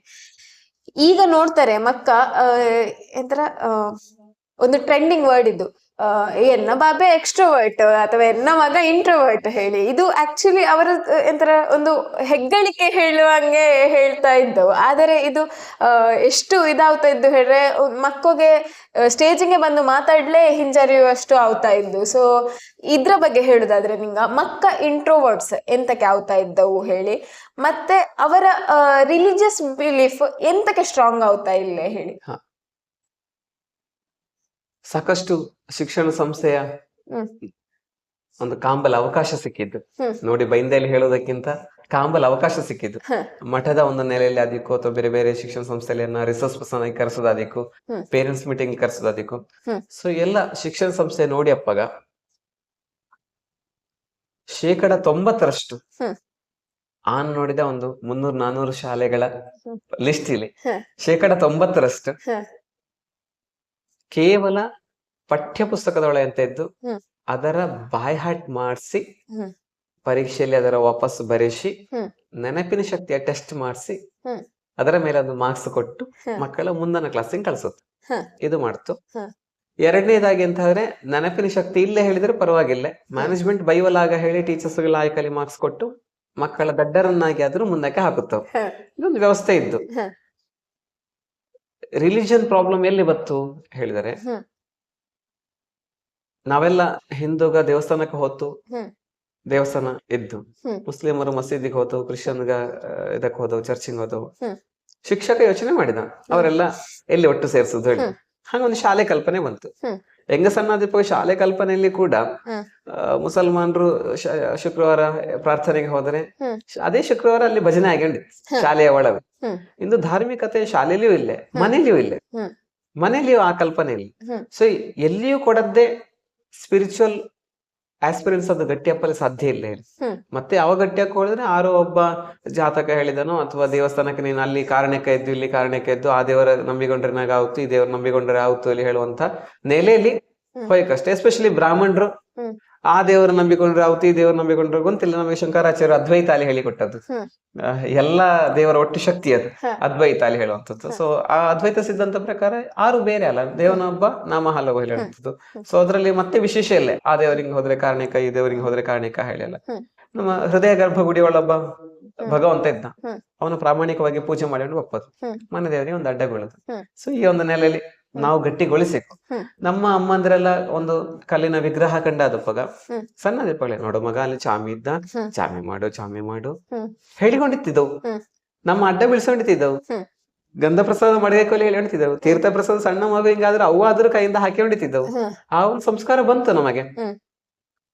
ಮುಂದಿನ ಜನರೇಷನ್ ಕೂಡ ಮಾಡ್ಲಿ ಹೇಳಿ ಹೇಳು. ಸ್ವಲ್ಪ ಬತ್ತೋಳಿ ಹ್ಮ್. ಶ್ಲೋಕ ಪಠನ ಇತ್ತು, ಹ್ಮ್. ಕರೆಂಟ್ ಇತ್ತಿಲ್ಲೆ, ಒಟ್ಟು ಕೂತ್ಕೊಂಡಿದ್ಯಾ, ಯಾವ್ದೋ ಒಂದು ಪದ್ಯ ಬಂಡಿ ಆಗ್ಕೊಂಡಿತ್ತಿದ್ದು, ಯಾವ್ದೋ ಒಂದು ಪದ ಬಂಡಿ ಆಗ್ಕೊಂಡಿತ್ತಿದ್ದು, ಹ್ಮ್. ಎಷ್ಟು ನಾಲೆಜ್ ಅಲ್ಲಿ. ಹ್ಮ್. ಸೊ ಬೇರೆ ಬೇರೆ ರೀತಿಯ ಕಲಿಕೆ, ಒಬ್ಬನ ಕಷ್ಟ, ಒಬ್ಬನ ಸುಖ, ಒಬ್ಬನ ವಿಚಾರಗಳ ಎಲ್ಲ ಡಿಸ್ಕಷನ್ ಆಗ್ಕೊಂಡಿತ್ತಿದ್ದು. ಹ್ಮ್.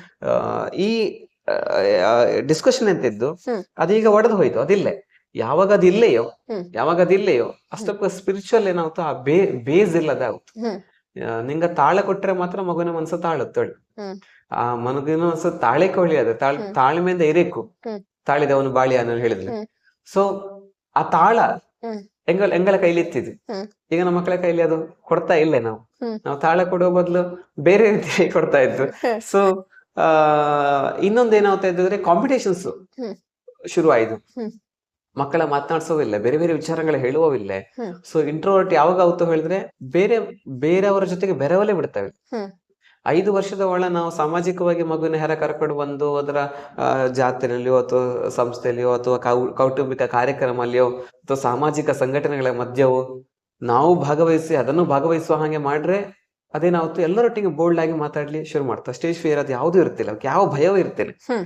ಕೆಲವು ಮಕ್ಕಳ ನೋಡಿ, ಅದ್ರಲ್ಲಿ ಎಸ್ಪೆಷಲಿ ಪೇಟೆಯಲ್ಲಿ ಬೆಳೆದ ಮಕ್ಕಳ ನೋಡಿ, ಹ್ಮ್. ಪಕ್ಕದ ಬಿಲ್ಡಿಂಗ್ ಆದ್ರೂ ಹೋಗಿ ಮಾತಾಡಿಕೊಂಡು ಕೂರ್ತವ್. ನಾವು ಬೈಕೊಳ್ಳಿಲ್ಲ. ಹ್ಮ್. 3 ವರ್ಷದ 5 ವರ್ಷದ ಮಕ್ಕಳಾದ್ರೂ ಚಂದ ಮಾತಾಡ್ಸ್ತವ್, ಹ್ಮ್. ಅವದೇ ಮಾತಾಡ್ತಾವ್. ಹ್ಮ್. ಸೊ ಹಳ್ಳಿಲಿ ಬೆಳೆಯುವಂತ ಮಕ್ಕಳಿಗೆ ಯಾಕೆ ಆ ನೇಚರ್ ಇಂಟ್ರೋವರ್ಟ್ ಆ ತರದೆಲ್ಲ ಸಮಸ್ಯೆ ಆಗ್ತದ್ರೆ, ಯಾವಾಗ ಸೋಷಿಯಲ್ ಪರ್ಸನ್ ಆಗಿ ಅಪ್ಪ ಅಮ್ಮ ಇರ್ತಾವಿಲ್ಲ, ಹ್ಮ್. ಅವು ಎನ್ನದಿಷ್ಟೇ ಆನೆಸ್ಟೇಲಿ ಹೇಳಿರ್ತಾವ. ಹ್ಮ್. ಸ್ವಲ್ಪ ಸ್ಟೆಪ್ ಮಕ್ಕಳು ಕೂಡ ಇಂಟ್ರೋವರ್ಟ್ ಆಗಿ ಬೆಳಿತಾವ. ಹ್ಮ್. ಇನ್ನು ಎಕ್ಸ್ಟ್ರೋವರ್ಟ್ ಅದ್ರಲ್ಲಿ ಒಂದು ಸಮಸ್ಯೆ ಇದ್ದು, ಹ್ಮ್. ಹೈಪರ್ ಆಕ್ಟಿವ್ ಅಲ್ಲಿ ಹೇಳುವಂತ ಒಂದು ವರ್ಡ್ ಬೈದ್ ಈಗ. ಹ್ಮ್. ತುಂಬಾ ಚಂದ ಆಕ್ಟಿವ್ ಆಗಿ ಆಟ ಆಡ್ತಾ ಇದ್ನ ಪಾಪ ಅವ ಕೂದು ಬರಿತಾ ಇಲ್ಲ. ಹ್ಮ್. ಆ ಮಗು ಕೂದು ಬರಿತಾ ಇಲ್ಲ. ಹ್ಮ್. ಕೂದು ಬರೆಯದ ಮಕ್ಕಳ ಅಪ್ಪ ಅಮ್ಮ ಅಂತ ಹೇಳಿದ್ರೆ ಅವ ಹೈಪರ್ ಆಕ್ಟಿವ್. ಹ್ಮ್. ಅವ ಆಕ್ಟಿವ್ ಅಲ್ಲ, ಅವ ಹೈಪರ್ ಆಕ್ಟಿವ್ ಅಲ್ಲಿ. ಎಂಗ್ಲ ಸೈಕಾಲಜಿ ನೆಲೆಯಲ್ಲಿ ಹೈಪರ್ ಆಕ್ಟಿವ್ ಹೇಳೋದು ಒಂದು ಡಿಸೀಸ್ ಆಕ್ಚುಲಿ. ಹ್ಮ್. ಏನೋ ಒಂದು ಕೇಸ್ ಬಂದಿತ್ತು. ಹ್ಮ್. ಒಂದು ಮಗು ತುಂಬಾ ಡಿಪ್ರೆಷನ್ಗೆ ಹೋಯ್ತು. ಹ್ಮ್. ಎಂತ ಕೇಳಿದ್ರೆ, ಹ್ಮ್. ಅಲ್ಲ ಇದು ಅಪ್ಪ ಅಮ್ಮ ಇನ್ನು ಸಣ್ಣ ದೀಪ ಹೇಳಿ ಹೊಡಿತಿದ್ದು ಹೈಪರ್ ಆಕ್ಟಿವ್ ಅಲ್ಲಿ. ನನಗೂ ಖುಷಿಯಾಗಿ ಹೊಡಿತಿದ್ದು. ಹ್ಮ್. ಮೊನ್ನೆ ನಾನೊಂದು ಉದಯವಾಣಿ ಪೇಪರ್ ನೋಡಿದೆ, ಹ್ಮ್. ಹೈಪರ್ ಆಕ್ಟಿವ್ ಹೇಳುದು ಒಂದು ರೋಗ ಹೇಳಿ. ಹ್ಮ್. ಅದ್ರ ಓದಿದ್ಮೇಲೆ ಅವ್ನು ಡಿಪ್ರೆಷನ್. ಸೊ ನಮ್ಮ ಕೆಲವೊಂದು ಮಾತುಗ ಎಷ್ಟು ಸಮಸ್ಯೆ ಆಗುತ್ತೆ ಪೇರೆಂಟ್ಸ್ ಮಾತಾಡಿದ್ದು ಹೇಳಿದ್ರೆ. ಸೊ ಕೆಲವು ವರ್ಡ್ಗಳ ದಯವಿಟ್ಟು ತಿಳ್ಕೊಂಡು ಮಾತಾಡುವ ಹೇಳಿ. ಹ್ಮ್. ಯಾವ್ದೋ ಒಂದು ನೆಲೆಯಲ್ಲಿ ಹೇಳಿದರೆ ನಾಳೆ ದಿನ ಟೀಚರ್ನೇ ಹಾಗೆ ಹೇಳ್ತು, ಹ್ಮ್. ಅವ ಹೈಪರ್ ಆಕ್ಟಿವ್ ಹೇಳಿ. ಟೀಚರ್ಸ್ ಗೊಂತಿರ್ತಿಲ್ಲ. ಈಗ ನಾ ಟೀಚರ್ಸ್ B.Ed ಆದ್ರೂ ಕೂಡ ನನಗೆ ಎಷ್ಟೋ ಸತಿ ಅನ್ಸುತ್ತು, B.Ed ಅಲ್ಲಿ ಸ್ಪೆಷಲಿ ಚೈಲ್ಡ್ ಸೈಕಾಲಜಿಲಿ ಒಂದು ಇರ್ಲಿ ಹೇಳಿ. ಸೈಕಾಲಜಿ ನೆಲೆಯಲ್ಲಿ ಇದ್ದು B.Ed ಇಲ್ಲೇ ಹೇಳ್ತಿಲ್ಲ, ಆದ್ರೆ ಪೇರೆಂಟಿಂಗ್ ಆಗಿ ಒಂದು ಸೈಕಾಲಜಿ ಇಲ್ಲ ಹೇಳ್ದ. ಆ ಸೈಕಾಲಜಿ ಸಬ್ಜೆಕ್ಟ್ ಅನ್ನು ಕೂಡ ಇನ್ಕ್ಲೂಡ್ ಮಾಡಿ ಎಷ್ಟೋ ಸತಿ ಅನ್ಸುತ್ತು. ಸೊ ಅದು ಒಂದು ಕ್ರಾಂತಿ ತಾರೀಕೆಯನ್ನು ನಾವು ಮುಂದಕ್ಕೆ ಹೇಳುವಂತದ್ದು. ನಾವೇ ಹೇಳಿ ಅಲ್ಲ, ಬಟ್ ನಮ್ಮ ಭಾರತೀಯತೆ ಅದರ ಒಂದೊಂದು ಕ್ರಾಂತಿಯ ತಾರೀಕ ಆಗುತ್ತೇನೋ ಹೇಳುವಂತದ್ದು ಹಿಂಗೆಲ್ಲ ಕಾಡ್ತಾ ಇರ್ತಿ ಯಾವಾಗ್ಲೂ. ಸೊ ಕಾಡಿದ್ದಾರೆ ಒಂದು ಕಡೆಯಲ್ಲಿ ಕ್ರೋಢೀಕರಣ ಮಾಡಿಕೊಂಡು ಇನ್ನೆಂತ ಮಾಡ್ಲಾಗುತ್ತೆ ನಮ್ಮದು ಎಡಿಗಾದರೆ ನಾವು ಮಾಡುದಿಲ್ಲ. ಮಾತಾಡ್ಲೆ ಬಹಳಷ್ಟು ಮಾತಾಡ್ಲಕ್ಕ. ಈಗ ನಾನು ಎಷ್ಟೋ ನನಗೆ ಸ್ವಾಮೀಜಿಗೆಲ್ಲ ಹೇಳಿರ್ತಿದ್ದು, ನಿನಗೆ ಇನ್ಸ್ಪಿರೇಷನ್ ಸಿಕ್ಕಕ್ಕೆ ಹೇಳಿದ್ರೆ ನೀನು ಪುಸ್ತಕಗಳು ಓದು ಬರ ಹೇಳಿ. ಈಗಿನ ಜನರೇಷನ್ ಇನ್ಸ್ಪಿರೇಷನ್ ಸಿಕ್ಕಿಕೊಳ್ಳಿದ್ರೆ ಯೂಟ್ಯೂಬ್ ಸ್ಪೀಚ್ಗಳು ನೋಡ್ತಾರೆ.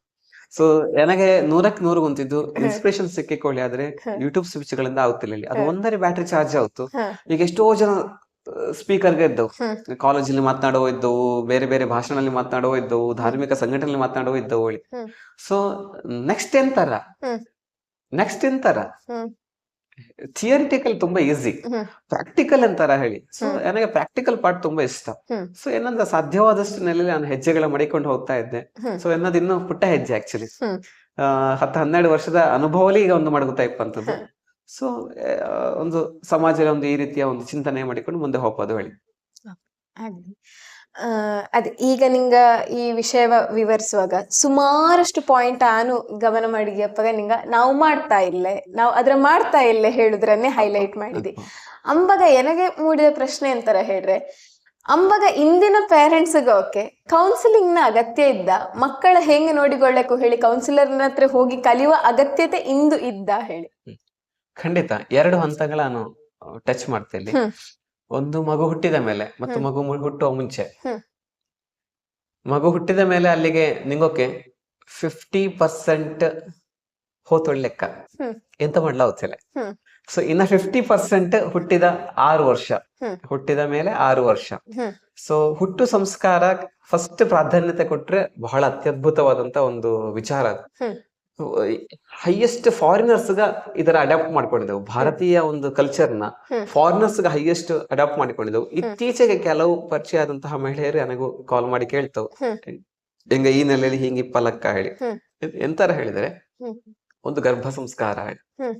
ಅದರ ಫಸ್ಟ್ ಟಚ್ ಮಾಡಿ ಮತ್ತೆ ಇತ್ಲಗೆ ಮತ್ತೆ ಹುಟ್ಟುವುದಕ್ಕಿಂತ ಮುಂಚೆ ಹ್ಮ್. ಮಗುವಿಗೆ ಹುಟ್ಟು ಸಂಸ್ಕಾರವ ಹೇಗೆ? ಹುಟ್ಟು ಸಂಸ್ಕಾರ ಹೇಳಿದ್ರೆ ಎಂತದ್ದು? ಹ್ಮ್. ತಾಯಿ ಗರ್ಭವತಿ ಆದಪ್ಪಗ ಹ್ಮ್. ಡೆಲಿವರಿ ಅಪ್ಪ ತನಕ ಹ್ಮ್. ಮಗು ತಾಯಿಯ ಸಹಾಯದಿಂದ ತಕೊಳ್ತು. ಹ್ಮ್. ಯಾವುದೇ ಒಂದು ಸಂಸ್ಕಾರ ಇದ್ರೂ ಅದು ತಾಯಿಯ ಸಹಾಯದಿಂದ ತಕೊಳ್ತು. ಹ್ಮ್. ತಾಯಿಯ ಯೋಚನೆಗ, ಹ್ಮ್. ತಾಯಿಯ ಇನ್ವಾಲ್ವ್ಮೆಂಟ್ ಅದಕ್ಕೂ, ಹ್ಮ್. ತಾಯಿಯ ವಾತಾವರಣ, ಹ್ಮ್. ತಾಯಿಯ ಆಸಕ್ತಿ, ಹ್ಮ್. ತಾಯಿಯ ಕಾರ್ಯಾಂಗ, ಹ್ಮ್. ಅದೆಲ್ಲವೂ ಕೂಡ ಮಗುವಿನ ಮೇಲೆ ತುಂಬಾ ಪ್ರಭಾವ ಬೀರುತ್ತದೆ. ಹ್ಮ್. ಹೆಂಗೆ ಇದಕ್ಕೆ ಒಂದಷ್ಟು ವ್ಯವಸ್ಥೆಗಳ ಮಾಡಿಕೊಂಡಿದೆ. ಹ್ಮ್. ಸೊ ತಾಯಿ ಎಂತ ಮಾಡ್ತು, ಹ್ಮ್. ಹೇಗಿರ್ತು, ಹ್ಮ್. ಅದು ಹುಟ್ಟು ಸಂಸ್ಕಾರ. ಹ್ಮ್. ಸೊ ಗರ್ಭಿಣಿಯಾಗಿ, ಹ್ಮ್. ಗರ್ಭಿಣಿ ಅಪ್ಪಗಳೇ ತಂದೆಯ ಯೋಚನೆ ತುಂಬಾ ಇಂಪಾರ್ಟೆಂಟ್ ಆಗಿರುತ್ತೆ. ಹ್ಮ್. ತಂದೆ ತಾಯಿಯ ಸೇರುವಾಗಲೇ ಹ್ಮ್. ಯೋಚನೆ ತುಂಬಾ ಇಂಪಾರ್ಟೆಂಟ್ ಆಗಿರುತ್ತೆ. ಹ್ಮ್. ನಮ್ಮ ಗರ್ಭ ಸಂಸ್ಕಾರದ ಪ್ರಥಮ ಹ್ಮ್. ಅಧ್ಯಾಯ ಎಲ್ಲ ಅದನ್ನೇ ಹೇಳ್ತು. ಹ್ಮ್. ಸೊ ತಂದೆ ಒಂದು ಹೆಣ್ಣಿನ ಅಂದ್ರೆ ತಾಯಿ ಅಪ್ಪ ಅವಳ ಹ್ಮ್. ವರಿಸುವಾಗ ಹೇಗೆ ವರಿಸುತ್ತಾನೆ, ಯಾವ ಚಿಂತನೆಯಲ್ಲಿ ವರಿಸುತ್ತಾನೆ, ಹ್ಮ್. ಭೋಗಕ್ಕಾಗಿ ವರಿಸುತ್ತಾನ ಅಥವಾ ನಮ್ಮ ಗೃಹಸ್ಥ ಜೀವನದಲ್ಲಿ ಹ್ಮ್. ಒಂದು ಪರಿಪೂರ್ಣವಾದಂತಹ ಒಂದು ಸುಖವ ಪಡೆಯಬೇಕು. ಹ್ಮ್. ಅಪ್ಪ ಅಮ್ಮ ಮಗ ಮತ್ತೆ ನಮ್ಮ ಕುಟುಂಬ ಈ ನೆಲೆಯಲ್ಲಿ ಪಡೆಯಬೇಕು. ಒಳ್ಳೆಯ ಸಮಾಜಕ್ಕೊಂದು ಕೊಡುಗೆಯನ್ನಾಗಿ ಭಗವಂತನನ್ನೇ ಹಡೆಯಬೇಕು ಹೇಳುವಂತ ಒಂದು ಕಾನ್ಸೆಪ್ಟ್ ಅಲ್ಲಿ ಹ್ಮ್. ಗಂಡು ಹೆಣ್ಣಿನ ವರಿಸುತ್ತಾನ ಹೇಳುವಂಥದ್ದು ಬಹಳ ಇಂಪಾರ್ಟೆಂಟ್ ಆಗಿರುತ್ತೆ. ಹ್ಮ್. ಸೊ ಆ ಹಂತ ಮಿಸ್ ಆತು ಹೇಳಿ ಆದ್ರೆ ಹ್ಮ್. ಆ ಹಂತ ಯೋಚನೆ ಏನು ಆಯ್ದಿಲ್ಲ, ಯೋಚನೆ ಮಾಡ್ಲಿಕ್ಕೆ ಸಾಧ್ಯ ಆಗದಂತ ಒಂದು ಹಂತ ಅಲ್ಲಿ ಅನ್ಸಿದ್ದಾರೆ. ಹ್ಮ್. ನೆಕ್ಸ್ಟ್ ನಿಂಗ ಪ್ರಥಮ ಮಂತಿನ್ಲೆ ಅಂದ್ರೆ ಇಂಪ್ಲಾಂಟೇಶನ್ ಸ್ಟಾರ್ಟ್ ಆಗಿ ಹ್ಮ್. ಪ್ರಥಮ ಹಂತದಲ್ಲಿ ಹ್ಮ್. ತಾಯಿ ಹೆಂಗೆ ಪಲಕ್ಕು, ಹ್ಮ್. ಅದಕ್ಕೆ ಬೇರೆ ಬೇರೆ ಹಂತ ಹಂಗಿತ್ತು. ಹ್ಮ್. ತಾಯಿ ಏನು ಯೋಚನೆ ಮಾಡ್ತು, ಹ್ಮ್. ಯೋಚನೆಗಳ ಬಗ್ಗೆ ಗೈಡೆನ್ಸ್ ತಗೊಳ್ಳೇಬೇಕು. ಹ್ಮ್. ಸಾಮಾನ್ಯವಾಗಿ ಕೌಟುಂಬಿಕ ನೆಲೆಯಲ್ಲಿ ಜಗಳ ಇದ್ದ ಹ್ಮ್. ಅತ್ತೆ ಸೊಸೆ, ಹ್ಮ್. ಗಂಡ ಮತ್ತೆ ಹೆಂಡತಿ, ಹ್ಮ್. ಅಥವಾ ಬೇರೆ ಹತ್ತರನೇ ಮನೆವು ಹ್ಮ್. ಯಾವ ರೀತಿಯಲ್ಲಿ ಚಿಂತನೆ ಇದ್ದವು. ಹ್ಮ್. ಪ್ರತಿದಿನವೂ ಥರ್ಡ್ ಕ್ಲಾಸ್ ಚಿಂತನೆಗಿದ್ದವ ಹ್ಮ್. ಹೇಳಿದರೆ ಹ್ಮ್. ಅವರ ಮನೆ ಎಂತಾತು, ಇವರ ಮನೆ ಎಂತಾತು, ಹಾಗೆ ಎಂತಾತು, ಹೀಗೆ ಎಂತಾತು, ಈ ಪ್ರಾಪಂಚಿಕದ ಚಿಂತನೆಲೇ ಇದ್ದವ ಹ್ಮ್. ಅಥವಾ ಸಾಧನೆಯ ಬಗ್ಗೆ ಇದ್ದ. ಇದು ಹ್ಮ್. ಬಹಳ ಇಂಪಾರ್ಟೆಂಟ್. ಹ್ಮ್. ಎರಡನೇದಾಗಿ ಆಹಾರ ಕ್ರಮ, ಹ್ಮ್. ನ್ಯೂಟ್ರಿಷನ್ ಫುಡ್ ಅಲ್ಲಿಂದಲೇ ಹೋಯ್ಕು. ಹ್ಮ್. ಎಲ್ಲಿಂದ ಅಂದ್ರೆ ತಂದೆ ತಾಯಿ ಗಂಡು ಹೆಣ್ಣು ವರಿಸುವಂತ ಸಮಯಲ್ಲೇ ನ್ಯೂಟ್ರಿಷನ್ ಫುಡ್ ಹೋಯ್ಕು. ಹ್ಮ್. ಎಷ್ಟೋ ಸತಿ ನ್ಯೂಟ್ರಿಷನ್ ಫುಡ್ ಸರಿಯಾಗಿ ಹೋಗದೆ, ತಾಯಿಯ ಚಿಂತನೆ ಇಲ್ಲದೆ ಟೆನ್ಷನ್ ಆಗಿ ಹ್ಮ್. ಎಷ್ಟೋ ಸತಿ ಇಂಪ್ಲಾಂಟೇಶನ್ ಆಗುತ್ತೇ ಇಲ್ಲ, ಹ್ಮ್. ಫರ್ಟಿಲೈಸೇಷನ್ ಆಗುತ್ತೇ ಇಲ್ಲ, ಹ್ಮ್. ಖರೆ ಮಗು ನಿಲ್ಲುತ್ತೇ ಇಲ್ಲ, ಗರ್ಭ ನಿಲ್ಲುತ್ತೇ ಇಲ್ಲ. ಹ್ಮ್. ಎಂತ ಕೇಳಿದ್ರೆ ಎಷ್ಟೋ ಸತಿ ಟೆನ್ಷನ್ ಅಪ್ಪಂತದ್ದು ಹ್ಮ್. ಅಥವಾ ಆಹಾರ ಕ್ರಮ ಸರಿ ಇಲ್ಲದೆ ಇಪ್ಪಂತದ್ದು, ಹ್ಮ್. ಅತಿಯಾದಂತ ಜರ್ನಿ ಆದಿಕ್ಕು. ಹ್ಮ್. ಸೊ ಬೇರೆ ಬೇರೆ ಕಾರಣಗಳಿಂದಾಗಿ ಡಿಲೇ ಆಗ್ತಾ ಹೋಗ್ತು. ಹ್ಮ್. ಸಿಕ್ಕಿದ ಮೇಲೆ ಹ್ಮ್. ಹೆಂಗೆ ಹೇಳಿ ನೆಕ್ಸ್ಟ್ ಇದು. ಸೊ ಅಂಬಾಗ ಆಹಾರ, ಹ್ಮ್. ಆಮೇಲೆ ಚಿಂತನೆ. ಹ್ಮ್. ಚಿಂತನೆಯಲ್ಲಿ ಬಹಳ ಇಂಪಾರ್ಟೆಂಟ್ ಮನಸ್ಸು. ಹ್ಮ್. ತಾಯಿಯ ಮನಸ್ಸು ಹೇಗಿರುತ್ತೆ, ಮಗುವಿನ ಮನಸ್ಸು ಹಾಗೆ. ಹ್ಮ್. ಸೊ ಮನಸ್ಸಿಗೆ ಎಂತೆಲ್ಲ ಕೊಡ್ತಾ ಐತಿ, ಬಹಳ ಸಾಫ್ಟ್ ಆಗಿಪ್ಪಂತಹ ಒಂದು ಮ್ಯೂಸಿಕ್, ಹ್ಮ್. ಸಂಗೀತ ಬೇಕೇ ಬೇಕು. ಭಾರತೀಯ ಸಂಗೀತ ಇನ್ನೂ ತುಂಬಾ ಇಂಪಾರ್ಟೆಂಟ್. ಅದು ಹ್ಮ್. ಹಾರ್ಮೋನಿಯಂ ಆದಿಕ್ಕು ಅಥವಾ ಕೀಬೋರ್ಡ್ ಆದಿಕ್ಕು. ಹ್ಮ್. ಹಾರ್ಮೋನಿಯಂ ಆದಿ, ಕೀಬೋರ್ಡ್ ನಮ್ಮ ಭಾರತೀಯ ಅಲ್ಲ. ಹಾರ್ಮೋನಿಯಂ ಆದಿಕ್ಕು, ತಾಳ ಆದಿಕ್ಕು, ಹ್ಮ್. ಭಜನ್ಸ್ ಆದಿಕ್ಕು, ಹ್ಮ್. ಶ್ಲೋಕಂಗ್ ಆದಿಕ್ಕು. ಹ್ಮ್. ಇನ್ನೊಂದು ಎಕ್ಸ್ಪೆರಿಮೆಂಟಲ್ ಅಂತಂದ್ರೆ ಸಂಸ್ಕೃತ. ಹ್ಮ್. ತಾಯಿ ಉಚ್ಚರಿಸಿದಷ್ಟು ಮಗು ಬಹಳ ತೇಜಸ್ಸಿಂದ ಹುಟ್ಟುತ್ತು. ಹ್ಮ್. ಮತ್ತು ಮಗುವಿಗೆ ಲ್ಯಾಂಗ್ವೇಜ್ ಪ್ರಾಬ್ಲಮೇ ಬರ್ತಿಲ್ಲ, ನಾಲಿಗೆ ಪ್ರಾಬ್ಲಮೇ ಬರ್ತಿಲ್ಲ, ಬೇಗ ಮಾತನಾಡ್ತೀವಿ. ಹ್ಮ್. ಹಾಗಾಗಿ ತಾಯಿ ಸಂಸ್ಕೃತ ಶ್ಲೋಕಗಳ ಹ್ಮ್. ಸ್ಪಷ್ಟವಾಗಿ ಉಚ್ಚಾರ ಮಾಡ್ತಾ, ಅದಕ್ಕೆ ಒಬ್ಬ ಗೈಡೆನ್ಸ್ ಬೇಕೇ ಬೇಕು. ಹ್ಮ್. ನಾರ್ಮಲಿ ಒಂದು ಸಂಸ್ಕಾರವಂತ ಫ್ಯಾಮಿಲಿ ಪರಂಪರೆಯ ಅನುಗತವಾಗಿ ಶ್ಲೋಕ ಹೇಳುವಂತ ಒಂದು ಪದ್ಧತಿ ಇದ್ದರೆ, ವೇದಗಳ ಕೇಳುವಂತ ಪದ್ಧತಿ ಇದ್ದರೆ ಹ್ಮ್. ಸರಿ, ತೊಂದ್ರೆ ಇಲ್ಲ, ಆ ಕೂಸಿಗೆ ಬಹಳ ಸುಲಭ ಆಯ್ತು. ಹ್ಮ್. ಬಟ್ ನಾರ್ಮಲಿ ಹ್ಮ್. ವೇದ ಪರಂಪರೆಯಿಂದ ಬೈಂದವಿಲ್ಲೆ, ಶ್ಲೋಕಗಳ ಪರಂಪರೆಯಿಂದ ಬೈಂದವಿಲ್ಲೆ ಹೇಳಿ ಅಪ್ಪಗ ಇದಕ್ಕೊಂದು ಗೈಡೆನ್ಸ್ ತುಂಬಾ ಇಂಪಾರ್ಟೆಂಟ್ ಆಗುತ್ತೆ. ಆ ಹತ್ರದ ಹೇಳಿಸಿಕೊಂಡ್ರೆ ಒಳ್ಳೇದು. ಗುರುಮುಖೇನ ಉಪದೇಶ ಆದ್ರೆ ಮತ್ತೂ ಒಳ್ಳೇದು. ಹ್ಮ್. ಸೊ ಶ್ಲೋಕಂಗ, ಭಜನೆಗ, ಹ್ಮ್. ಸಂಸ್ಕೃತಂಗ ಹ್ಮ್. ಮತ್ತು ಭಾಷೆಗಳ ಓದಬೇಕು. ಇಂಗ್ಲಿಷ್ ಭಾಷೆ ಓದಬೇಕು, ಹಿಂದಿ ಭಾಷೆ ಓದಬೇಕು, ಸಂಸ್ಕೃತ ಭಾಷೆ, 3 ಭಾಷೆಗಳನ್ನು ಓದಬೇಕು ಗರ್ಭಲಿ ಮಗು ಇಪ್ಪಗಳೇ. ಹ್ಮ್. ಅವಾಗ ನಿಮಗೆ ಭಾಷಾ ಜ್ಞಾನ ಮಗುವಿಗೆ ಕೂಡ ಬತ್ತು ಹೇಳಿ ಹೇಳುವಂಥದ್ದು. ಮತ್ತೆ ಮಗುವಿನ ಮಿದುಳು ಬೆಳವಣಿಗೆ ಅಪ್ಪದು 3ನೇ ತಿಂಗಳಿಂದ. ಹ್ಮ್. ಸೊ ಮಿದುಳಲ್ಲಿ ಒಂದೊಂದೇ ನ್ಯೂರಾನ್ಸ್ ಕನೆಕ್ಟ್ ಆಗ್ತಾ ಬತ್ತು. ಹ್ಮ್. ಸೊ ನ್ಯೂರಾನ್ಸ್ ಕನೆಕ್ಟ್ ಅಪ್ಪಗಳು ನಾವು ಫೀಡ್ ಮಾಡ್ತಾ ಬರಬೇಕು ಮಗುವಿಗೆ. ಹ್ಮ್. ಹಠ ಮಾಡ್ಲಾಗ ಅದನ್ನು ಹೇಳಬೇಕು. ಹ್ಮ್. ತಂದೆ ಆದವ ಮಾತಾಡಬೇಕು ಹೊಟ್ಟೆ ಹತ್ರ ಬಂದು. ಹ್ಮ್. ಹಠ ಮಾಡ್ಲಾಗ ಹ್ಮ್. ಚಂದ ಕಿರೇಕು, ಒಳ್ಳೆ ಲಾಯಕಲಿ ಕಲಿಯೇಕು, ಹ್ಮ್. ನೀನು ಹಿಂಗ ಆಯಕು ಮುಂದೆ ಹೇಳುವಂತ ಅಂಬಗಳಿಂದ ಶುರು ಮಾಡಬೇಕು. ಹ್ಮ್. ಸೊ ಅದು ಹುಟ್ಟು ಸಂಸ್ಕಾರ ಹೇಳಿ. ಹ್ಮ್. ಮತ್ತೆ ಬೇರೆ ಬೇರೆ ಪ್ರೋಸೆಸ್ ಗೆದ್ದವು. ಹ್ಮ್. ಸೊ ಕೆಲವಕ್ಕೆ ಮೆಡಿಟೇಷನ್ ಆಗಲಿ ಅಥವಾ ಅದಕ್ಕೆ ಸಂಬಂಧಪಟ್ಟಂತ ಚಿಂತನೆಗಾದಿಕ್ಕು ನಾನು ಎಷ್ಟು ಪ್ರಯತ್ನ ಪಟ್ರು ನನಗೆ ಆ ಚಿಂತನೆ ಲಹರಿಲಿ ಇಪ್ಪಲ ಆಗುತ್ತಿಲ್ಲ ಹೇಳುವಕ್ಕೆ ನಾನು ಎಷ್ಟೋ ಸತಿ ರಿಕ್ವೆಸ್ಟ್ ಮಾಡ್ತೇನೆ, ಒಂದು ವೀಕ್ಲಿ 1 hour ಅಥವಾ ಮಂತ್ಲಿ 1 hour ಕೊಡಿ, ಹೆಂಗ ಮೈಂಡ್ ಸೆಟ್ ಮಾಡಿ ಕೊಡ್ತೀಯ ಹೇಳಿ. ಸೊ ಅಂತದ್ ನಡೀತು. ದೀಪದ ಬೆಳಕಿಲಿ ಗರ್ಭಿಣಿಯರ ಕೂರಿಸಿಕೊಂಡು ಅವಕ್ಕೆ ಗರ್ಭ ಸಂಸ್ಕಾರದ ವಿಚಾರಗಳ, ಗಂಡ ಹೆಂಡತಿಯ ಕೂರಿಸಿಕೊಂಡು ಗರ್ಭ ಸಂಸ್ಕಾರದ ಒಂದು ಪ್ರಕ್ರಿಯೆ ಮಾಡ್ತಾ ಇದ್ದೀಯ. ಮುಂದೆ ಪುತ್ತೂರ್ಲಿ ಕೂಡ ಈಗ ಸ್ಟಾರ್ಟ್ ಆದ ಕಾರಣ ಆ ಒಂದು ಕಾರ್ಯಪ್ರವೃತ್ತ ಕೂಡ ಸಾಧ್ಯ ಆಗ್ತಾ ಇತ್ತು. ಸೊ ಗರ್ಭ ಸಂಸ್ಕಾರ ಬಹಳ ಇಂಪಾರ್ಟೆಂಟ್ ಹೇಳಿ ಶಾರ್ಟ್ ಆಗಿ ಹೇಳೋದ್ರೆ ಈ ರೀತಿನೇ. ಹಾಗೆ ಇದಾದ ನಂತರ ಮಗು ಹುಟ್ಟಿದ ಮೇಲೆ ಅಪ್ಪ ಅಮ್ಮ ಹೆಂಗಿರಬೇಕು, ಒಳ್ಳೆ ಅಪ್ಪುಗೆ ಬೇಕು. ಅಪ್ಪ ಅಮ್ಮನಿಂದ ಒಳ್ಳೆ ಅಪ್ಪುಗೆ ಬೇಕು. ಚಂದ ಮಾತಾಡ್ಸಬೇಕು. ಫೀಲಿಂಗ್ಸ್ ಗಳು ಶೇರ್ ಮಾಡಿಕೊಳ್ಳಬೇಕು. ಮಗುವಿನ ಫೀಲಿಂಗ್ಸ್ ಗೆ ತುಂಬಾ ಬೆಲೆ ಕೊಡಬೇಕು. ಮಗು ಪ್ರಶ್ನೆ ಮಾಡ್ತು. ನಿಂಗೆ ಸಾಮಾನ್ಯವಾಗಿ 3.5 ವರ್ಷ 4 ವರ್ಷ ನಂತರ ಕೆಲವು ಪ್ರಶ್ನೆ ಮಾಡ್ತಾವ್ ಮಕ್ಕ. 8-10 ವರ್ಷದವರೆಗೂ ಕೂಡ ಸಾಮಾನ್ಯವಾಗಿ ಪ್ರಶ್ನೆ ಮಾಡ್ತಾ ಇರ್ತಾವ. ಅದೆಂತರ ಫ್ಯಾನ್ ಬಿದ್ದರೆ, ಫ್ರಿಡ್ಜ್ ಹಂಗ ಆಗದ್ರೆ, ವೈರ್ ಮುಟ್ಟಿಯರೆ ಶಾಕ್ ಹೊಡೆತ, ಕಾರ್ ಇತ್ಲಾಗೆ ತಿರುಗಿ ಬಿದ್ದೋಗುತ್ತ, ಅಡ್ಡ ಬಿದ್ದರೆ ಎಂತ ಆಯ್ತು, ಸತ್ತರೆ ಎಂತ ಆಯ್ತು, ಸತ್ತ ಮೇಲೆ ಹೀಗೆಲ್ಲ ಬಹಳ ಗಹನವಾದಂತ ಪ್ರಶ್ನೆಗೆ ಬರ್ತಾವ. ಸಾಮಾನ್ಯವಾಗಿ ಇದಕ್ಕೆ ಪಾಲಕರು ಉತ್ತರಿಸುತ್ತವ ಹೇಳೋದೇ ಕ್ವಶನ್ ಉತ್ತರಿಸುತ್ತವಿಲ್ಲ. ಅದೆಲ್ಲ ಹಂಗೆ ಸುಮ್ಮನೆ ಇರು, ಅಧಿಕ ಪ್ರಸಂಗ ಕೇಳಿಲ್ಲ, ಈ ರೀತಿಲಿ ಉತ್ತರ ಕೊಟ್ಟು ಬಿಡ್ತಾವ. ಹಿಂಗಪ್ಪಲ್ಲ ಆಗ ಅಲ್ಲಿ ಹೇಳುದು ಪ್ರಶ್ನಿಸುವುದೇ ಶಿಕ್ಷಣ. ಶಿಕ್ಷಣ ಹೇಳಿದ್ರೆ ಎಂತ ಹೇಳಿದ್ರೆ ಪ್ರಶ್ನಿಸುವುದಿಲ್ಲ. ಪ್ರಶ್ನೆ ಮಾಡಿದ್ರೆ ಮಾತ್ರ ಒಳನ ಅಂತರ್ಗತವಾದಂತ ಶಕ್ತಿ ಅದು ಪ್ರಕಾಶಮಾನಗೊಳ್ಳುತ್ತೆ. ಇದು ವಿವೇಕಾನಂದರು ಹೇಳಿತ್ತು. ಸೊ ಇನ್ ಜನರಲಿ ನಮ್ಮ ಮನೆಗಳಲ್ಲೂ ಕೂಡ ಹಾಗೆ, ಯಾವಾಗ ಮಕ್ಕ ಪ್ರಶ್ನೆ ಮಾಡೋದಕ್ಕೆ ಉತ್ತರಿಸುತ್ತಾ ಬತ್ತು ಅವರ ಜಿಜ್ಞಾಸಾ ಶಕ್ತಿ ಜಾಸ್ತಿ ಆಗ್ತಾ ಹೋಯ್ತು. ಜಿಜ್ಞಾಸೆ ಜಾಸ್ತಿ ಆದ್ರೆ ಮಾತ್ರ ಮಗು ಬೆಳೀತಾ ಹೋಯ್ತು. ಸೊ ಮಗುವಿನ ಮನಸ್ಸು, ಮಿದುಳು ಮತ್ತೆ ಅದರ ವ್ಯಕ್ತಿತ್ವ ಎಲ್ಲವೂ ಕೂಡ ಎಕ್ಸ್ಪ್ಯಾಂಡ್ ಆಗ್ತಾ ಹೋಯ್ತು, ವಿಶಾಲ ಆಗ್ತದೆ. ಅದಕ್ಕೆ ನಾನು ಯಾವಾಗ ಹೇಳುದು, ಕಾಡು ಮತ್ತು ಸಮುದ್ರ ಎರಡನ್ನು ಮಕ್ಕಳು ತೋರ್ಸಕೊಳ್ಳಿ. ಬಾಲ್ಯದಲ್ಲೇ ಸುತ್ತಾಡ್ಸಕ್ ಒಂದ್ ಸಮುದ್ರ ವಿಶಾಲವಾಗಿರುತ್ತೆ, ಎಷ್ಟು ಥಿಂಕಿಂಗ್ ಚಂದ ಆಗುತ್ತಲ್ಲ, ಎಲ್ಲ ನೋವುಗಳ ಮರೆತು. ಹಾಗೆ ಕಾಡಲ್ಲಿ ಸುಮ್ಮನೆ ಮಡಗಿದ್ದಾವಲ್ಲ ಹೆಸರು ಕಾಡುವಿಕೆ ಅಲ್ಲದಿದ್ದು, ಕಾಡು ಮತ್ತು ಕಾಡುವಿಕೆ ನನಗೆ ಬಹಳ ಇಷ್ಟವಾದ್ದು. ಕಾಡಿನ ಒಳ ಹೋದಷ್ಟು ನಮಗೆ ಎಂತ ಆಗುತ್ತು, ಬಹಳ ಕಾಡ್ತು ಹಾಗೆ. ಸೊ ಕಾಡುವಿಕೆ ಬೇಕು ಹೇಳುವಂಥದ್ದು. ಸೊ ಇದು ಎರಡಕ್ಕೂ ಕೂಡ ಪೇರೆಂಟ್ಸ್ ಪ್ರೋತ್ಸಾಹ ಮಾಡಿಕೊಂಡು ಬರೀಬೇಕು.